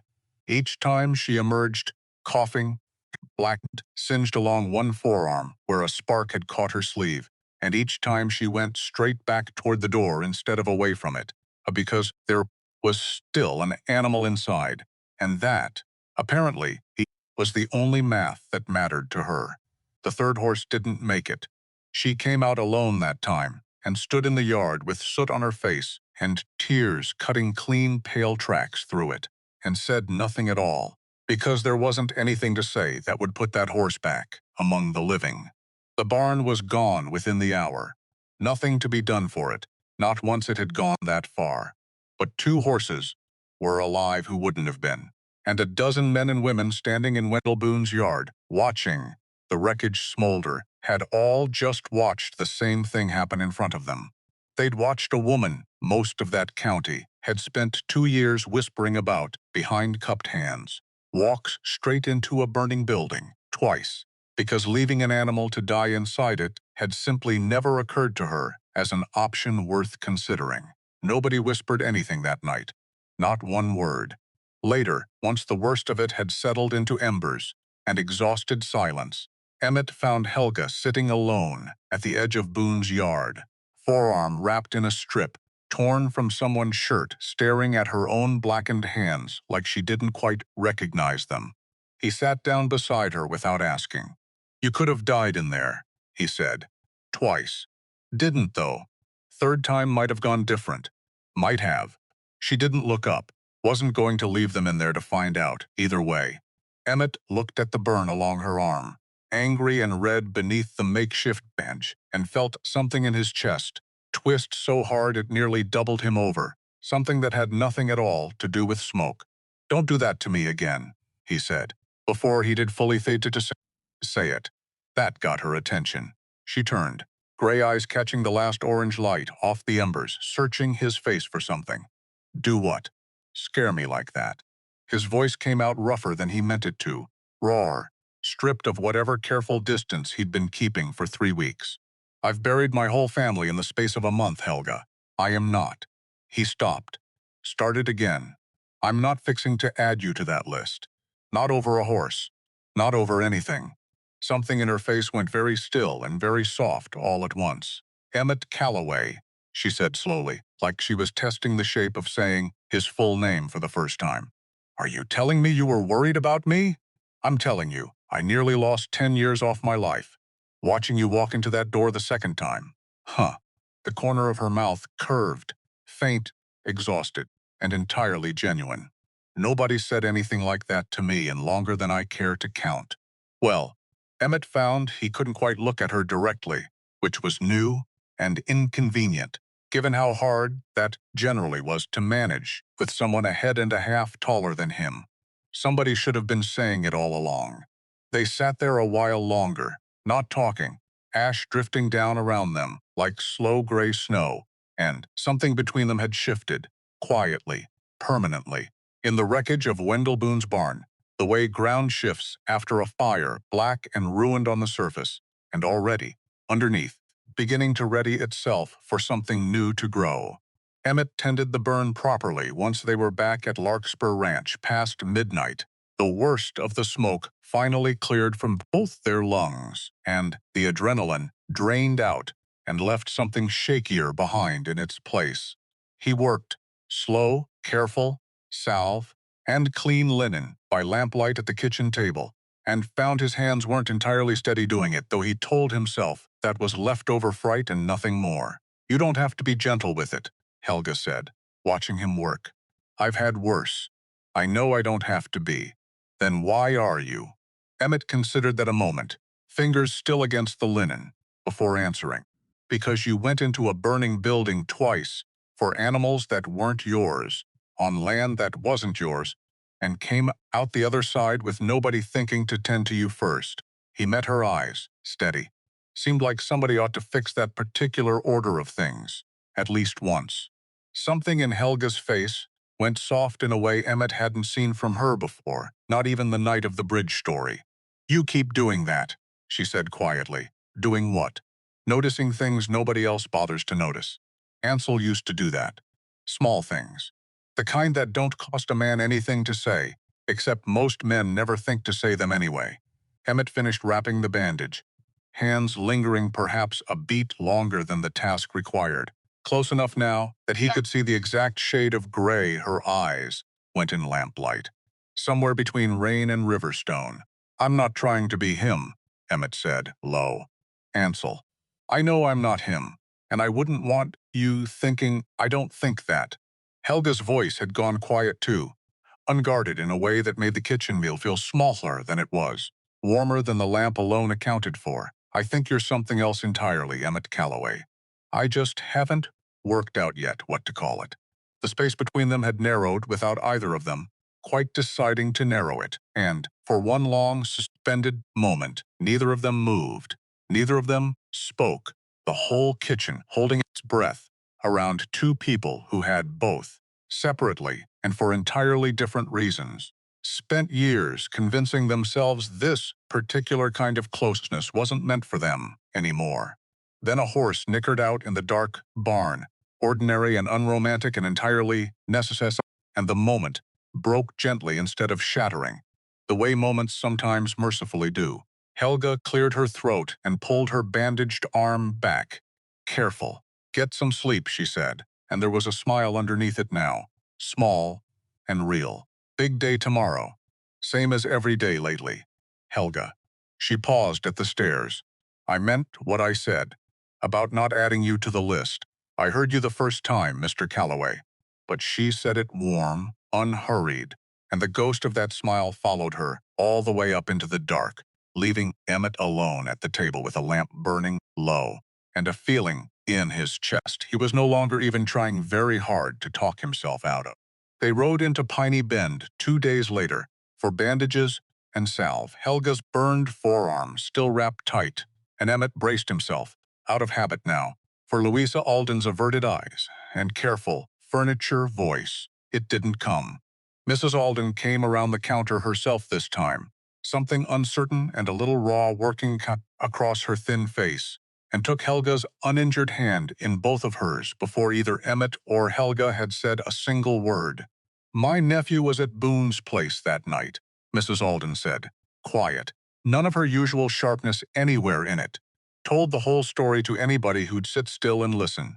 Told it 3 times over supper alone. She glanced down at the bandaged arm, then back up, something like shame moving behind her eyes now instead of the old wariness. I've said things about you, Miss Thorne. Behind your back, where I thought it didn't cost me anything to say them. I'd like to say I'm sorry for that, plain, to your face, the way I should have managed a long while before now. Helga was quiet a long moment, searching the woman's face like she was checking for a trick she'd learned, over 2 years to expect. She didn't find one. 2 horses are alive that wouldn't be, Helga said finally, gentle, no edge in it at all. That's a fair trade for whatever you said, behind my back, Mrs. Alden. I've got no room left over for holding a grudge on top of everything else. This year's handed me. Mrs. Alden's eyes went bright and wet, and she busied herself, briskly, with wrapping their purchases, though her hands weren't entirely steady doing it. Bandages are on the house, she said. Least I can manage. Outside, loading the Emmet caught Helga, watching the store window a moment longer than she needed to. Something unguarded and almost disbelieving, moving across her face. Feels strange, she said half to herself. Being seen instead of just looked at. Get used to it, Emmet said. I expect it's going to keep happening. We'll see. But she said it without the old flatness, without the walled-off caution she'd carried into that store every single time before. And Emmet thought, watching her climb up onto the wagon seat, with something almost like lightness in the motion, that this alone, this one's small unraveling of 2 years' worth of cupped hand whispers might have been worth every terrifying second of that burning barn. It was Boone himself who found the second uglier truth 2 days later, sifting through the collapsed ash for anything worth saving. He rode to Larkspur Ranch at a hard trot, which for a man his age and his grief was nearly a gallop, and found Emmet at the fence line. Wasn't lightning, Boone said, without dismounting, without any greeting at all. Wasn't a spark from the forge neither, like I told folks that first night, on account of I hadn't looked close enough yet to know different. What was it? Found coal oil. Poured along the baseboards, outside, where a lightning strike's got no earthly business reaching. Boone's weathered face had gone hard as the ash he'd been sifting, and I found this, half-burned, jammed up under what used to be my hayloft. He held out a scrap of paper, edges black and curling. Emmet took it carefully. Most of it was ash, but a corner had survived, and on it, in handwriting, Emmet had unfortunately already learned to recognize from a very fine, very deliberate hand Duncan Vane's signature. Half of it, anyway. Enough. My barn, Boone said, low and shaking, is where old Sheriff Briggs used to keep his overflow records. Back before he passed. Court documents. Trial papers. Nobody'd bothered moving in 20 years because nobody figured they'd ever need looking at again. He met Emmet's eyes, and something ancient and furious moved behind his own. Somebody wanted those records gone bad enough to burn 3 horses alive doing it, son. And I don't figure that somebody was worried about coal oil prices. Emmet stood in the yard, with a half-burned scrap of paper trembling in his hand, and felt 57 days collapse, all at once, into something far more dangerous than a dead or a feud, or even a fire. Because if Duncan Vane was willing to burn a man's barn, and 3 living horses just to erase 20-year-old evidence, there was no telling anymore what he'd be willing to burn next. They gathered at the long table that evening. Emmet, Helga, Zeke Colby, Thaddeus Pratt riding out special once word reached him in town, and Wendell Boone himself, still smelling faintly of smoke, no amount of washing, had yet managed to scrub loose. Pratt turned the scrap of burned paper over in his hands, holding it up to the lamp, his lawyer's eyes narrowed, and calculating in a way Emmet hadn't seen from him before. This alone won't convict a man, Pratt said finally, setting it down with obvious reluctance. Half a signature and a rancher's word about coal oil. A good lawyer from San Antonio will call it coincidence, or worse, call it planted. So we do nothing, Emmet said flat. I didn't say that. Pratt's jaw tightened. I said it isn't enough alone. We need coal to hold firm against the bribe. We need Pruitt found out past El Paso, before Vane's money finds him first. And we need every one of Vane's hired men who rode near Boone's place that night, willing to talk, which won't happen easy since talking against Duncan Vane has apparently started meaning something considerably worse than losing wages. Then we start tomorrow, Zeke said, already rising. Joints protesting the motion same as always. I'll ride for Cole myself. Man respects a fellow veteran more than he respects a stack of Vane's dollars. I'd wager, if somebody reminds him plain what kind of man he'd be selling his conscience to. I'll write to a man I know in El Paso, Pratt said. About Pruitt. It'll cost, and it'll take time, neither of which we have in excess. Boone said nothing for a long moment, staring at his own scarred, ash-blackened hands folded on the table. I lost 3 horses and a barn my grandfather built, he said finally, quiet, trying to protect papers that weren't even mine to protect, just because your father asked old Sheriff Briggs a favor 20 years back, and Briggs asked it of me. He looked up at Emmett, something unbreakable settling behind his tired eyes. I'd aim to have lost all that for nothing. You tell me what you need from me, son, and I'll give it, same as I'd have given it to your father. Helga had said little through the whole meeting, sitting quiet at Emmett's side, with her bandaged arm resting careful in her lap. But when she finally spoke, every head at that table turned toward her without hesitation, the way a room turns, now toward someone it has finally learned to actually listen to. He's not just trying to win a court case, she said slowly.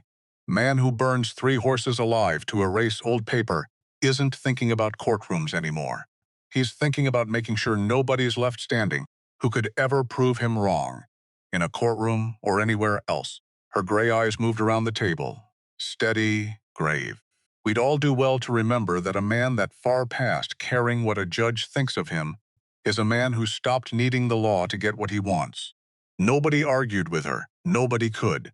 Zeke rode out to Henry Cole's place at first light and told the story of it later, sitting once more at the long table, his weathered hands wrapped around coffee he hadn't yet managed to drink. Found him mending harness in his yard. Won't hardly look me in the eye, Zeke said. Wife's inside, sick as Abner said, coughing something fierce through the window the whole while we talked. Did he take the money? Emmett asked. Hadn't yet. Was thinking on it hard, though.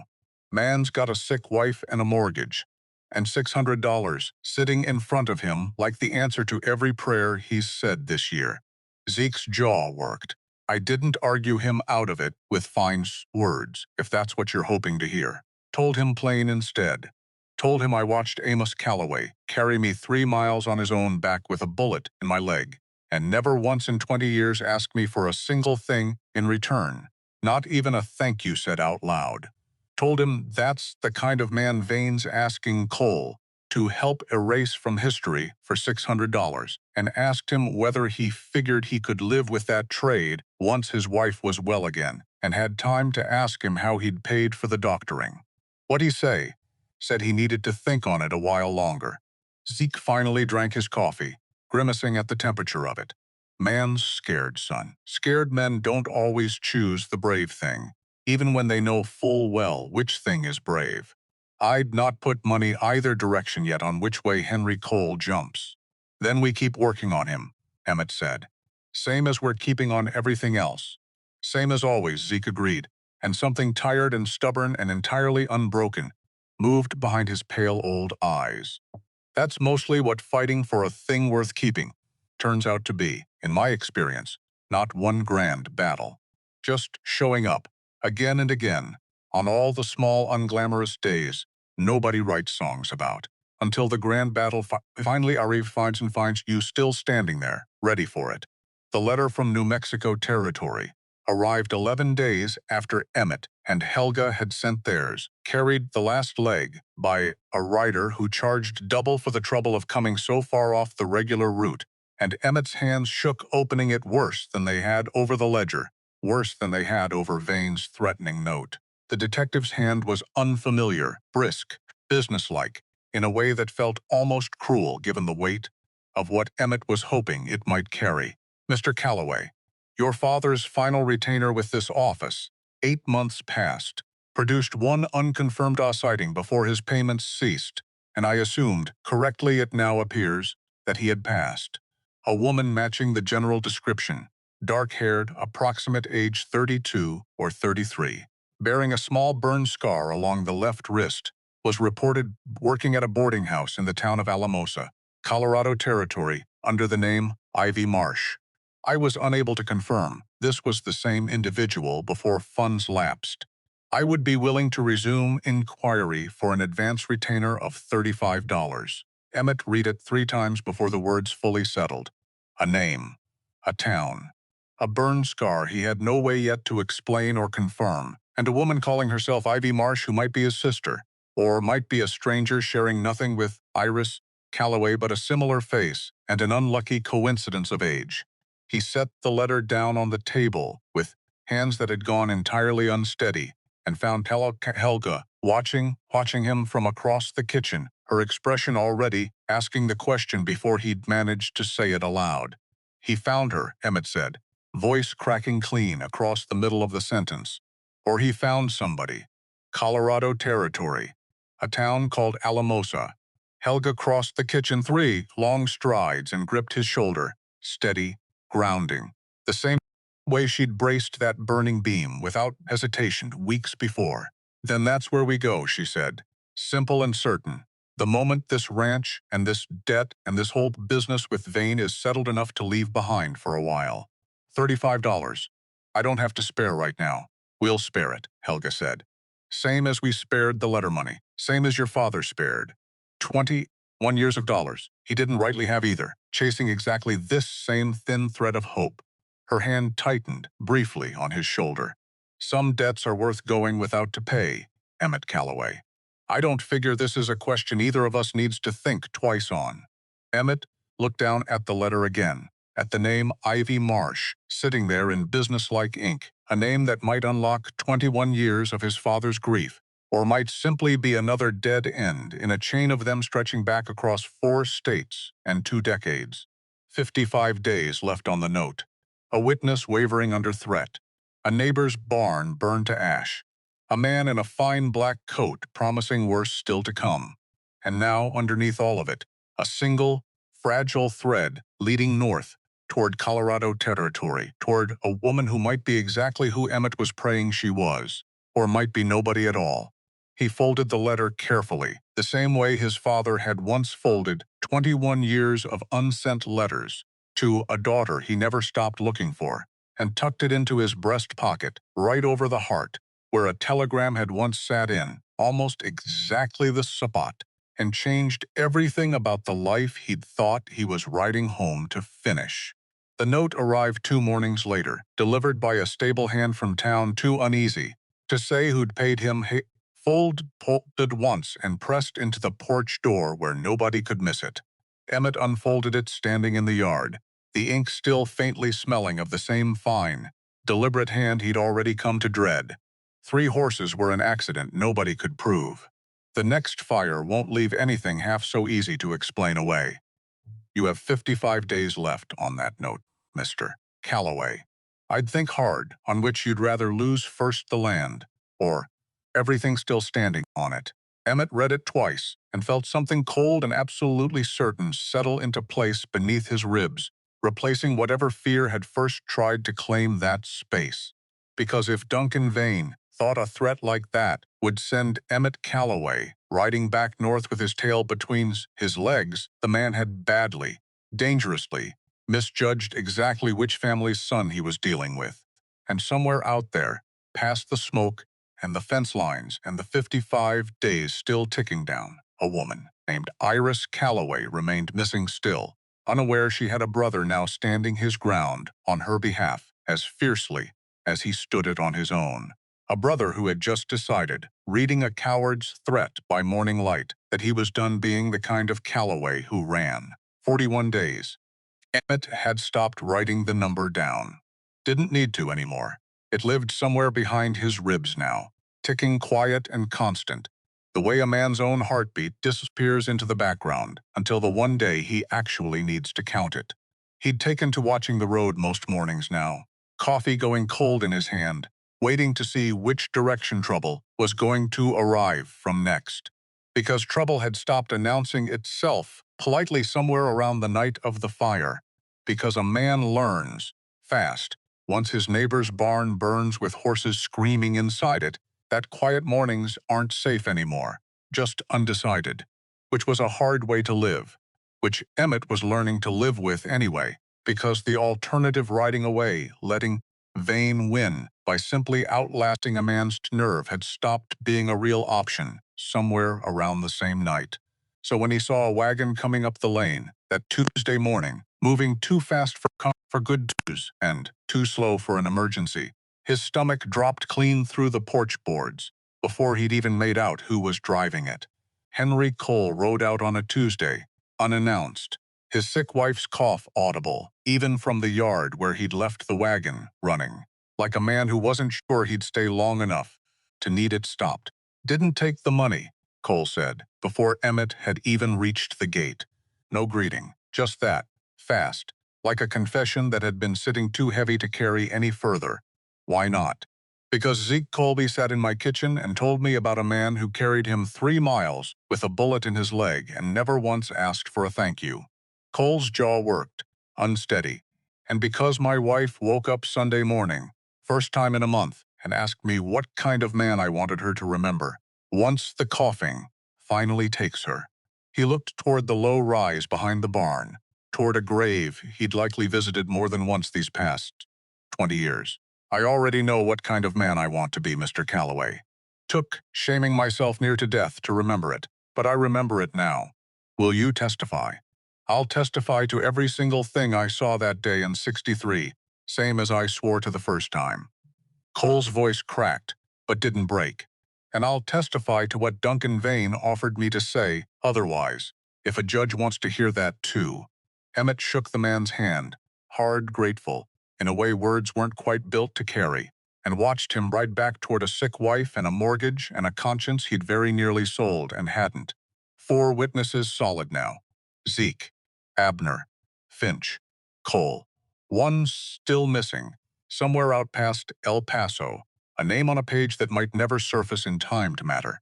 Zeke came, the night before the trial, alone, his sway-backed bay, picking its way up the dark lane, slow and careful, like the old man riding it, understood the weight of what he was carrying without needing to look at it twice. He found Emmett on the porch, same hour, most nights lately, and didn't sit before he spoke. Your father gave me something, Zeke said, 8 months back. Before the coughing got so bad he couldn't hardly hold a pen steady.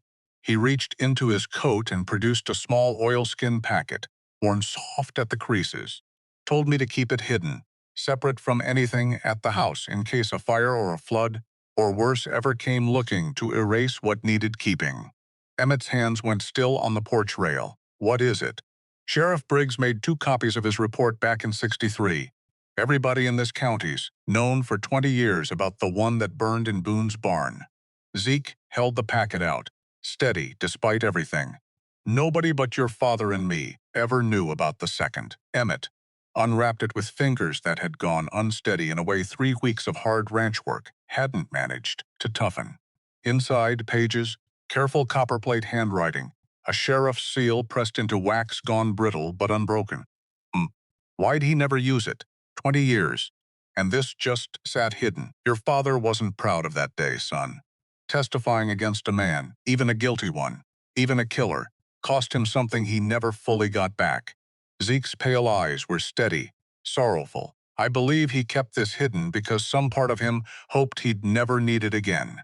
Hoped the matter had stayed settled. Didn't count on Duncan Vane growing up hungry enough for revenge to burn a man's barn over it. You could have handed this to Boone before the fire. Saved his horses. I didn't know the fire was coming, son. None of us did. Not soon enough. Zeke's voice roughened. I'm handing it to you now, which is the only direction time still lets a man move in.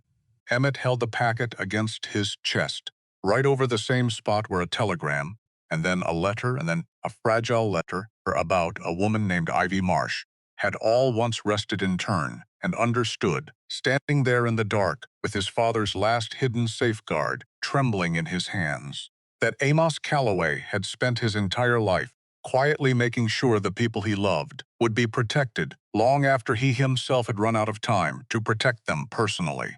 Because that was the whole shape of the man, wasn't it? Not loud love, not easy love. Just 21 years of quiet, unglamorous preparation, hidden in trunks and oilskin packets and ledgers nobody was ever meant to find until they needed finding, which made Emmett wonder, standing there, what else his father had spent a lifetime quietly arranging, that neither of them had yet uncovered. "Thank you," Emmett said, and the words felt entirely too small for what they were meant to carry. "Don't thank me till we've won," Zeke said, though something in his weathered face suggested he already believed they would. "Get some sleep, son. Tomorrow's going to want every ounce of steady you can bring to it." The Piney Bend courthouse was packed to its rafters the next morning, every bench full, people standing 3 deep against the back wall, because word of a burned barn and 3 dead horses and a county's worth of quiet suspicion travels faster than any single rider could hope to outrun. Emmett sat rigid at the plaintiff's table, hands flat against his knees to keep them from shaking, and felt every single eye in that packed room as a separate, small weight pressing down on his chest, because this wasn't just a ranch anymore. Because it hadn't been just a ranch for weeks now. It was his father's name. It was Zeke's honor, and Abner's family, and Henry Cole's conscience, all of it riding on 12 square feet of courtroom floor, and one tired judge's willingness to see past a smooth lawyer's smoother story. Judge Harmon Whitfield called the room to order with a single sharp rap of his gavel, and Duncan Vane's San Antonio lawyer rose first, smooth, confident, entirely unbothered by the size of the crowd he was performing for. "Your Honor, we are here to correct a 2-decade injustice," the lawyer began, and Emmett felt Helga's hand find his beneath the table, steady, grounding, exactly as it had the night of the fire. The lawyer called his witnesses. Old neighbors who'd never liked Elias Vane much, but liked hanged men's sons even less, willing to say, under gentle questioning, that perhaps the original trial had rushed to judgment, that perhaps a grieving young widower named Amos had seen an opportunity in a neighbor's tragedy and simply taken it. It was, Emmett had to admit, listening with his jaw clenched tight enough to ache, a very convincing story, told by a very convincing man, to a room half full of people who hadn't personally seen what Zeke Colby had seen on the old Henderson place 20 years back. Then Thaddeus Pratt rose and called Zeke Colby to the stand. Zeke told it plain. No embellishment, just the dirt, the shovels, the specific, terrible thing he'd seen buried where it should never have been buried, and the sheriff's report he now produced, second copy, seal unbroken, that corroborated every single word of it in a dead man's own careful hand. The courtroom's held breath was audible. Vane's lawyer rose fast, sharp now, all his earlier smoothness gone brittle at the edges. "This document conveniently surfaces only now," he said, 20 years after the fact, produced by a man who has openly declared himself a lifelong friend of the accuser's father. "Your Honor, this proves nothing beyond loyalty.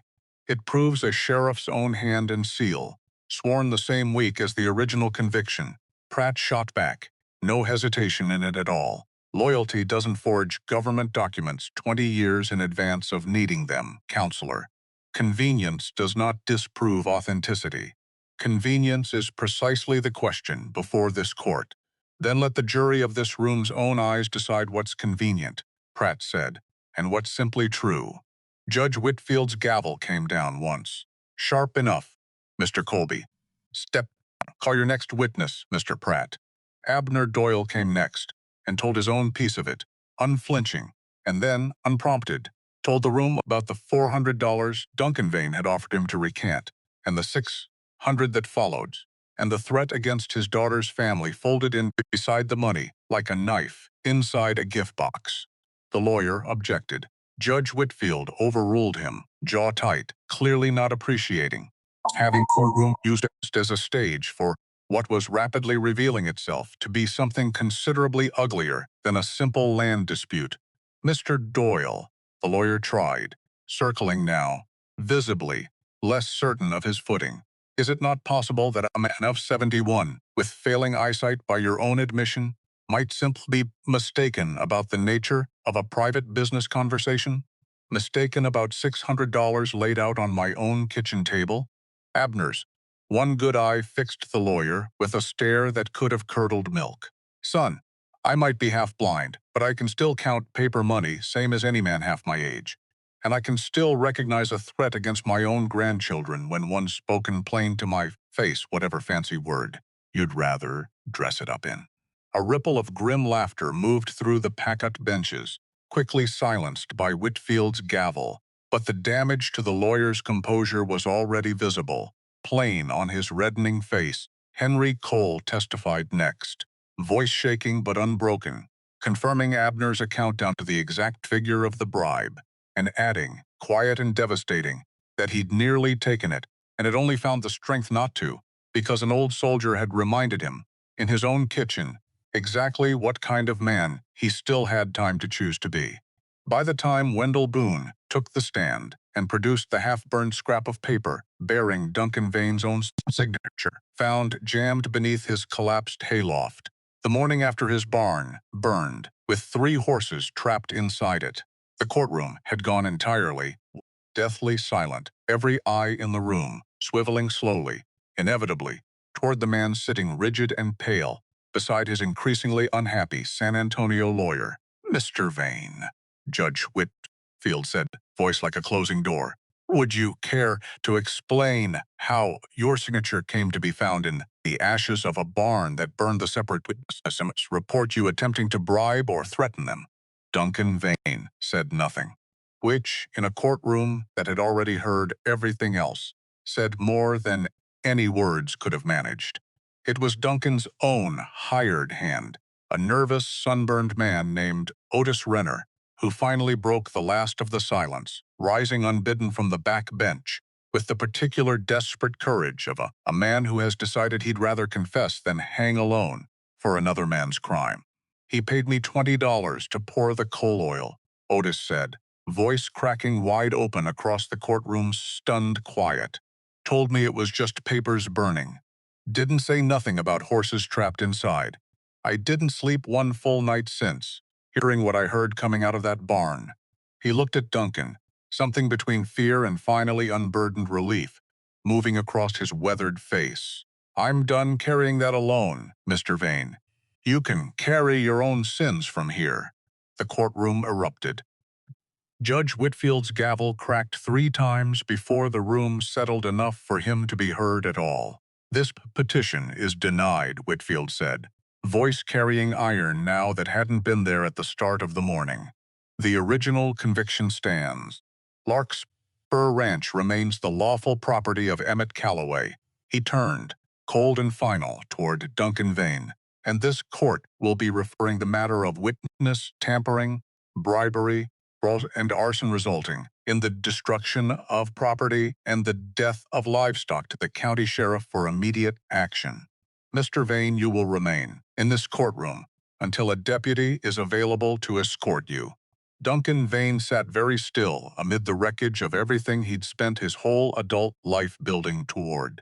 His fine black coat suddenly looking less like confidence and more like a costume for a role the whole county had just watched him lose, publicly, permanently, in front of every single person whose respect he'd apparently believed money alone could someday buy back. He looked once toward Helga, seated tall and unbowed beside Emmett, and whatever he meant to say died unspoken on his face when he found no fear there left to feed on. Then 2 deputies moved in, and Duncan Vane's 20 years of patient, poisoned grievance finally, publicly, irreversibly ran out of road. As the deputies led him past the plaintiff's table, Duncan paused, just for a moment, close enough that Emmett could see the exact instant something in the man's carefully built confidence, finally, completely collapsed. You could have taken the money, Duncan said, low, almost bewildered, like a man genuinely unable to understand a world that operated on anything besides leverage. Walked away clean. Instead, you've got nothing left either. Once the county finishes with what's left of my name, land's not worth what it cost you to keep it. Emmett looked at him a long moment and found, to his own quiet surprise, that he felt no triumph in this at all. Just a tired, settled kind of sorrow for a man who'd spent his whole life mistaking inherited grievance for purpose. "You're wrong," Emmett said, "about all of it. I've got a sister's trail I wouldn't have chased half so hard if I'd taken your money and ridden off. I've got neighbors standing in that gallery who'd have kept whispering about Helga, behind cupped hands if that fire hadn't shown them different. I've got a father's name cleared instead of buried under your lies." He held Duncan's gaze, steady. "You spent 20 years trying to take something from my family, Duncan Vane. All you managed was to hand us back everything we didn't yet know we'd lost." Duncan had no answer for that. The deputies let him out, and the courtrooms held breath finally, collectively, released. The town gathered that evening at the church, not for mourning this time, but for something closer to celebration, though the debt itself still hung unresolved. 39 days remaining, and no sudden fortune having fallen from the trial's outcome beyond the land's safety. Zeke Colby stood at the front, hat in hand, and called for quiet. "Folks, most of you knew Amos Calloway. Near 30 years, Zeke said, watching a few of the older faces in the crowd nod in recognition. He fed half this county through drought years, and never once asked for it back. His son standing here now, cleared of a lie that near cost him everything, and still owing a debt his father took on chasing, a daughter none of us knew existed till 2 months back. Seems to me a debt like that belongs to more than just one family." Louisa Alden stood up first, unprompted, and announced she'd be forgiving the store credit Luxborough Ranch had carried these 3 months, and adding $20 besides, because a woman who walked into 2 burning barn doors for someone else's horses had more than earned it. "And I'll say it plain, in front of God and all of you, Mrs. Alden added, voice unsteady but clear. "I'm ashamed of how long it took me to see what was standing right in front of me this whole while. $20 doesn't buy that shame back, but it's a start." Others followed. Small amounts, mostly. A neighbor's cattle, a morning's paid labor, the particular unglamorous generosity of people who don't have much to spare, and give some of it anyway. It was Constance Doyle, arriving unannounced by hired all the way from Fort Worth, who changed the math entirely. She found Helga in the churchyard, afterward, hesitant hat in hand, 2 years of unspoken estrangement, sitting heavy in the space between them. "I should have come sooner," Constance said, "after Ansel died. I let my own grief make me cruel to yours, and I've regretted it every year since without once finding the courage to say so." "You blamed me," Helga said, quiet, not unkind, simply naming the thing plainly between them. "For not saving him." "I did. It wasn't fair, and I knew it wasn't fair even while I was saying it. But grief doesn't care much for fairness, and I let mine choose my words for 2 long years instead of choosing them myself." Constance's voice caught. "He loved you something fierce, Helga. Told me once you were the only thing that ever made that weak heart of his feel like it had extra beats to spare instead of counting down the ones it had left." Helga studied her a long moment, old hurt and old love both moving plainly across her broad, weathered face. "You're here now," Helga said finally. Gentle. "I'm here now." Constance held out an envelope, hands not quite steady. "It isn't everything, but it's enough to close what's left of that debt and a little besides. Ansel would have wanted. It's spent keeping you standing on land you've earned twice over." Helga opened it later, alone with Emmett on the porch, and found a bank draft sufficient to clear the last of what the community's generosity hadn't already covered, with room left besides. "We're free of it," Emmett said, disbelieving, the number sitting there in black ink like something too good to be entirely trusted. 39 days early, and we're free of it." "We are," Helga said, and something in her voice cracked open with a relief too large for words to carry properly. "Your father spent 21 years bleeding this ranch dry, chasing one daughter he never found, Emmett Calloway. Seems only fitting the debt got closed the same week we finally got a real lead on where she might be standing." Emmett looked at her and felt the whole shape of the last 2 months settle suddenly into something that looked a great deal like purpose. Alamosa, he said.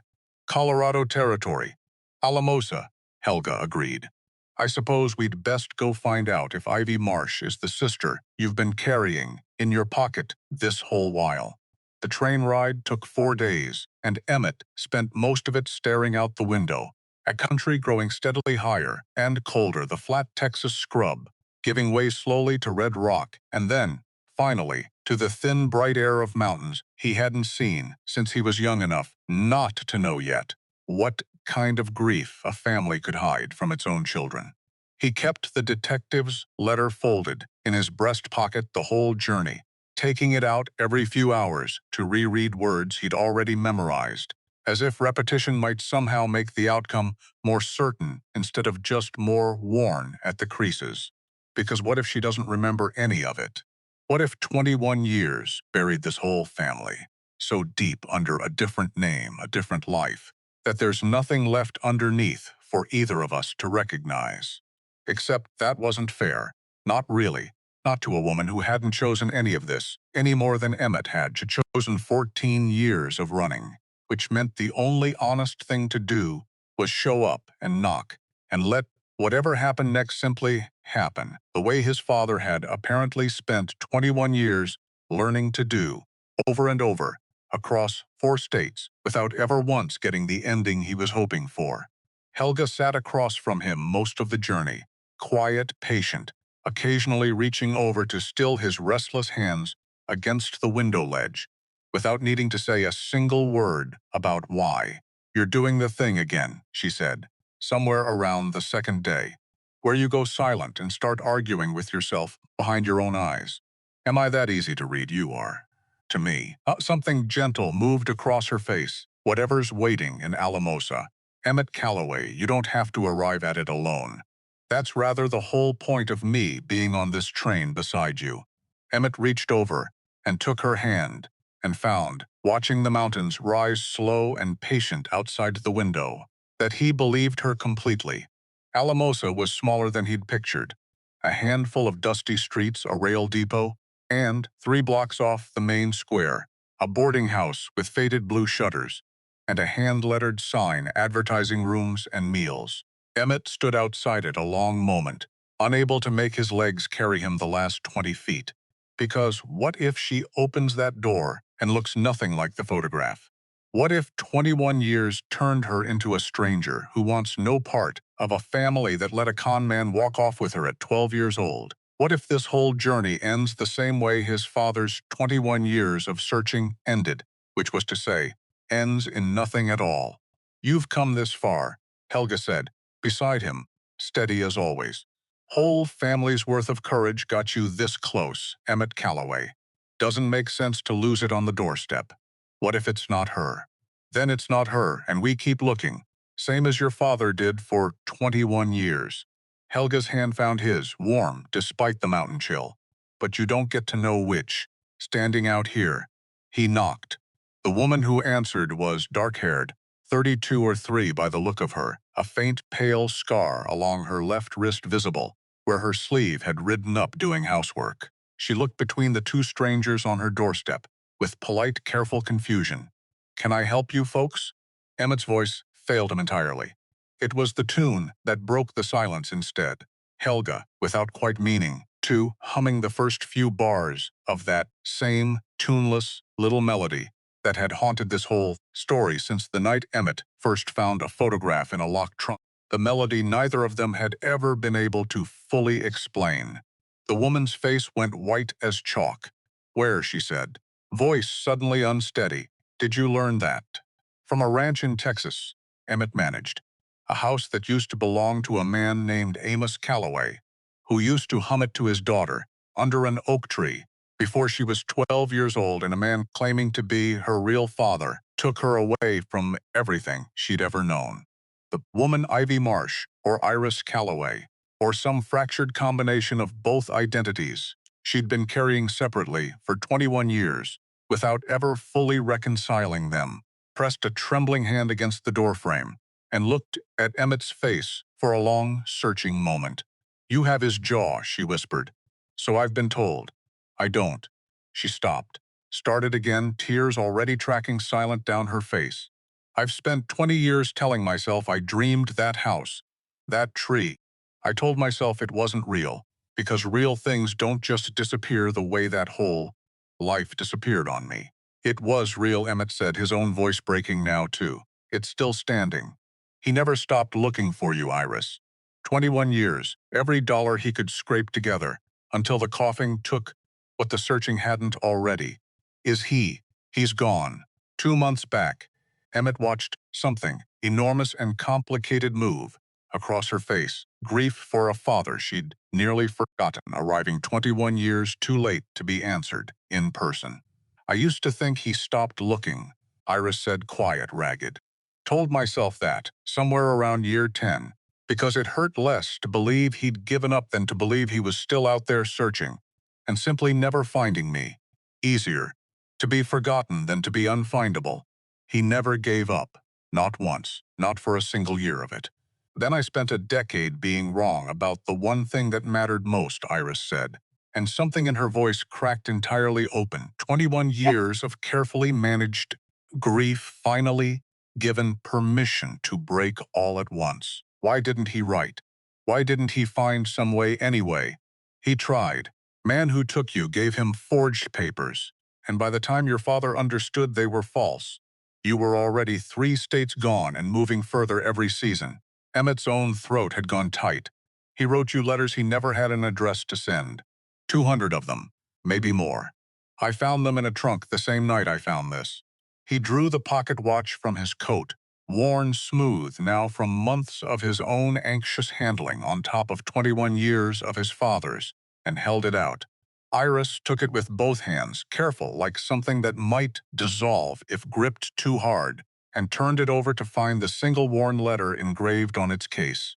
She wept, then, openly, the particular, unguarded weeping of someone finally allowed to grieve a loss she'd spent 2 decades not permitting herself to fully name. Helga stepped forward and, without a word, wrapped one enormous arm around the woman's shaking shoulders, and Iris leaned into it like she'd been waiting her whole adult life for exactly that kind of steady, unhesitating comfort. I don't even know your name, Iris managed, through the tears, looking up at Helga with something like wonder threaded through the grief. Helga Thorne. I'll be your brother's wife, if he ever works up the nerve to ask proper, which I expect he's saving for a more romantic doorstep than this one. A startled, wet laugh escaped Iris, despite everything, the first sound out of her all evening that wasn't grief, and something in the tight, guarded set of her shoulders eased just slightly at it. Come home, Emmett said, when the worst of the weeping had finally eased. There's a ranch waiting on you. A grave with your father under it, and a garden somebody's been keeping alive that he planted new flowers in every year for people he'd lost. I expect he'd have planted something for you, too, if he'd ever gotten the chance. Iris looked between the two of them, this brother she barely remembered, and this enormous, gentle stranger, already holding her like family, and something in her tear-streaked face, finally, cautiously, began to unclench. I'd like that, she said. I'd like that very much. They rode back into Larkspur Ranch. 3 weeks later, all 3 of them, together, the oak tree throwing its long, familiar shadow across a yard, finally, entirely free of debt and threat both. Iris stood a long while at the grave, that first evening, alone, saying whatever private things 21 years of separation had left unsaid, while Emmett and Helga waited on the porch, giving her the same privacy the porch itself had given so many hard conversations these past months. When she finally came back up from the rise, something in her had settled, the way a wound settles, once it's finally been properly tended, rather than left to close over wrong. The days that followed found a rhythm none of them had planned for, but all of them seemed to fall into easily enough.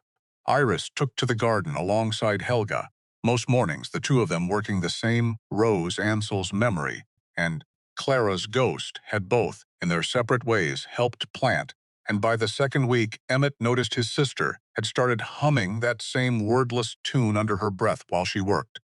Unconsciously, the way a body remembers a thing the mind had given up on remembering. Where does that come from? Iris asked one evening, catching herself mid-hum, looking almost startled by her own voice. I don't recall learning it. It's just always been there. Our mother used to hum it, Emmett said. Or maybe it was you who taught it to her. I've stopped being certain which direction that particular inheritance runs. Iris considered that, turning it over the way Emmett had once turned over a pocket watch on the floor of a dead man's bedroom. Maybe it doesn't matter which direction, she said finally. Maybe some things just belong to a family, regardless of who started them. That night, once Riss had gone to bed, exhausted in the small room that had once, briefly, belonged to a woman named Clara Voss, Emmett and Helga sat together on the porch one final time before the wedding, the same porch, the same stars, the whole long arc of the last 2 months, finally, quietly, arriving somewhere that felt like rest. I, I used to think home was a place a man ran from, Emmett said, watching the oak tree's shadow shift with the last of the evening light. 14 years I spent proving that theory true. And now? Now I think maybe it's just wherever a person finally stops running, long enough to plant something.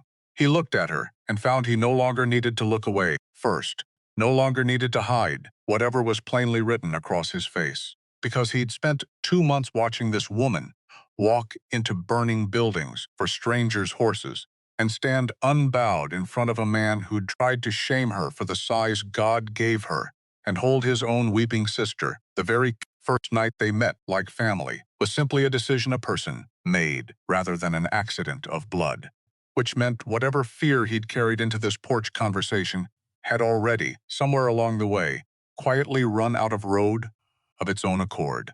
I'm not planning on running anywhere else, Helga Thorne. Not from this land. Not from you.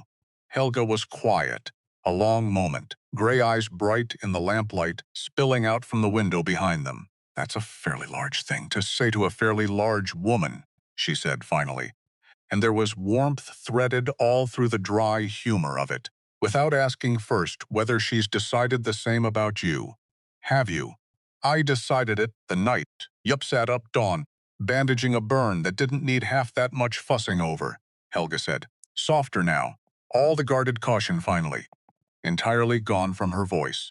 Just took me this long to work up the nerve to say so out loud. Emmett reached for her hand, dwarfed entirely inside his own, and found it didn't feel strange at all anymore. Hadn't, for weeks, not since a burning barn had taught him exactly how much room his heart still had left to make for someone he'd once, foolishly, judged only by her size. Marry me, he said, simple, unrehearsed, the words arriving with none of the fear he'd have expected to feel saying them. Stay on this land. Not because my father left it to me, because I want to build whatever comes next of it, with you standing beside me, instead of just working alongside me. Helga's answering smile was the widest, most unguarded thing Emmett had seen cross her face in the whole 2 months he'd known her, and when she finally spoke, her voice had gone thick with something that wasn't sorrow for the first time in longer than either of them could easily say. Yes, she said. Lord help you, Emma Calloway. Yes. Duncan Vane stood trial separately, 3 weeks after the civil hearing, on the criminal charges referred that same day, and was convicted on all counts: arson, witness tampering, conspiracy to defraud the county's patience for his family's grievances. Having finally entirely run out alongside his money, he was sentenced to 12 years at the state penitentiary in Huntsville and sold what remained of his own ranch at auction for considerably less than he'd once offered Emmett for Larkspur's 640 acres to pay what bet restitution the court demanded of him. Nobody in Piney Bend attended the auction out of malice. Most simply didn't attend at all, having already quietly moved on to lives that no longer required Duncan Vane's presence in them to feel complete. Spring came to Larkspur Ranch the way it always had, stubborn and dry and beautiful, despite the hardness of the land it arrived on. And this year, for the first time in longer than the ranch could properly remember, it arrived on a house with every single person who belonged there actually still standing inside it. Emmett planted a rose bush at his father's grave the week before the wedding, because Helga told him that was the custom his father had kept for every person this land had lost, and it seemed, at last, like exactly the right kind of ending to give the man not a headstone with his name on it, since Amos Calloway had never wanted his name remembered louder than his actions, but something green and living and stubborn enough to keep growing long after everyone who remembered planting it was gone too. Iris stood beside the grave the day the roses first bloomed and reached out to touch one petal, gentle, like touching something she still wasn't entirely sure was real. He'd have liked this, she said. All of it. You.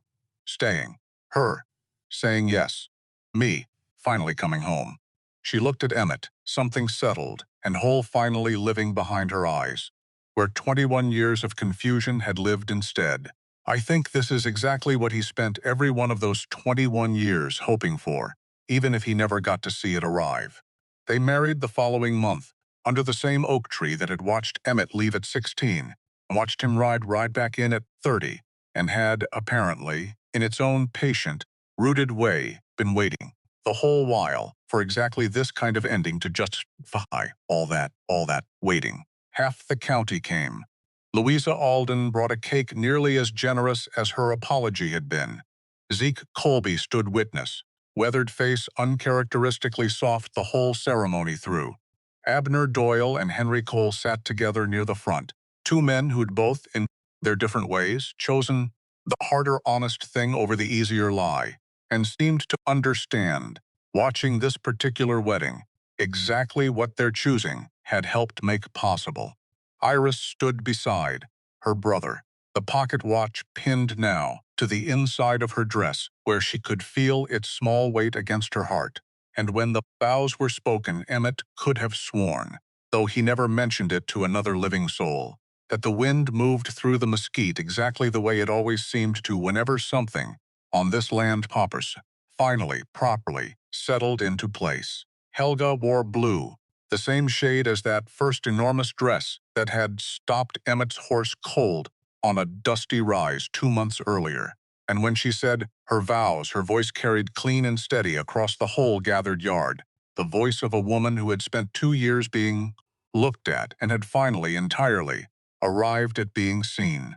Emmett looked out at the whole shape of Larkspur Ranch, the mended fences, the rebuilt barn, the garden Helga had kept alive through every single hardship this land had handed her, and the oak tree standing patient watch over all of it the same way it always had, through every arrival and every leaving this family had ever managed. I think you're right, he said, quiet, certain, the last 14 years of running, finally, entirely, done. Because some men spend their whole lives searching for a place to belong. And some men, if they're lucky enough, if they're stubborn enough, if they finally stop running long enough to let somebody love them the size their heart actually needed, find they were standing on it the whole time.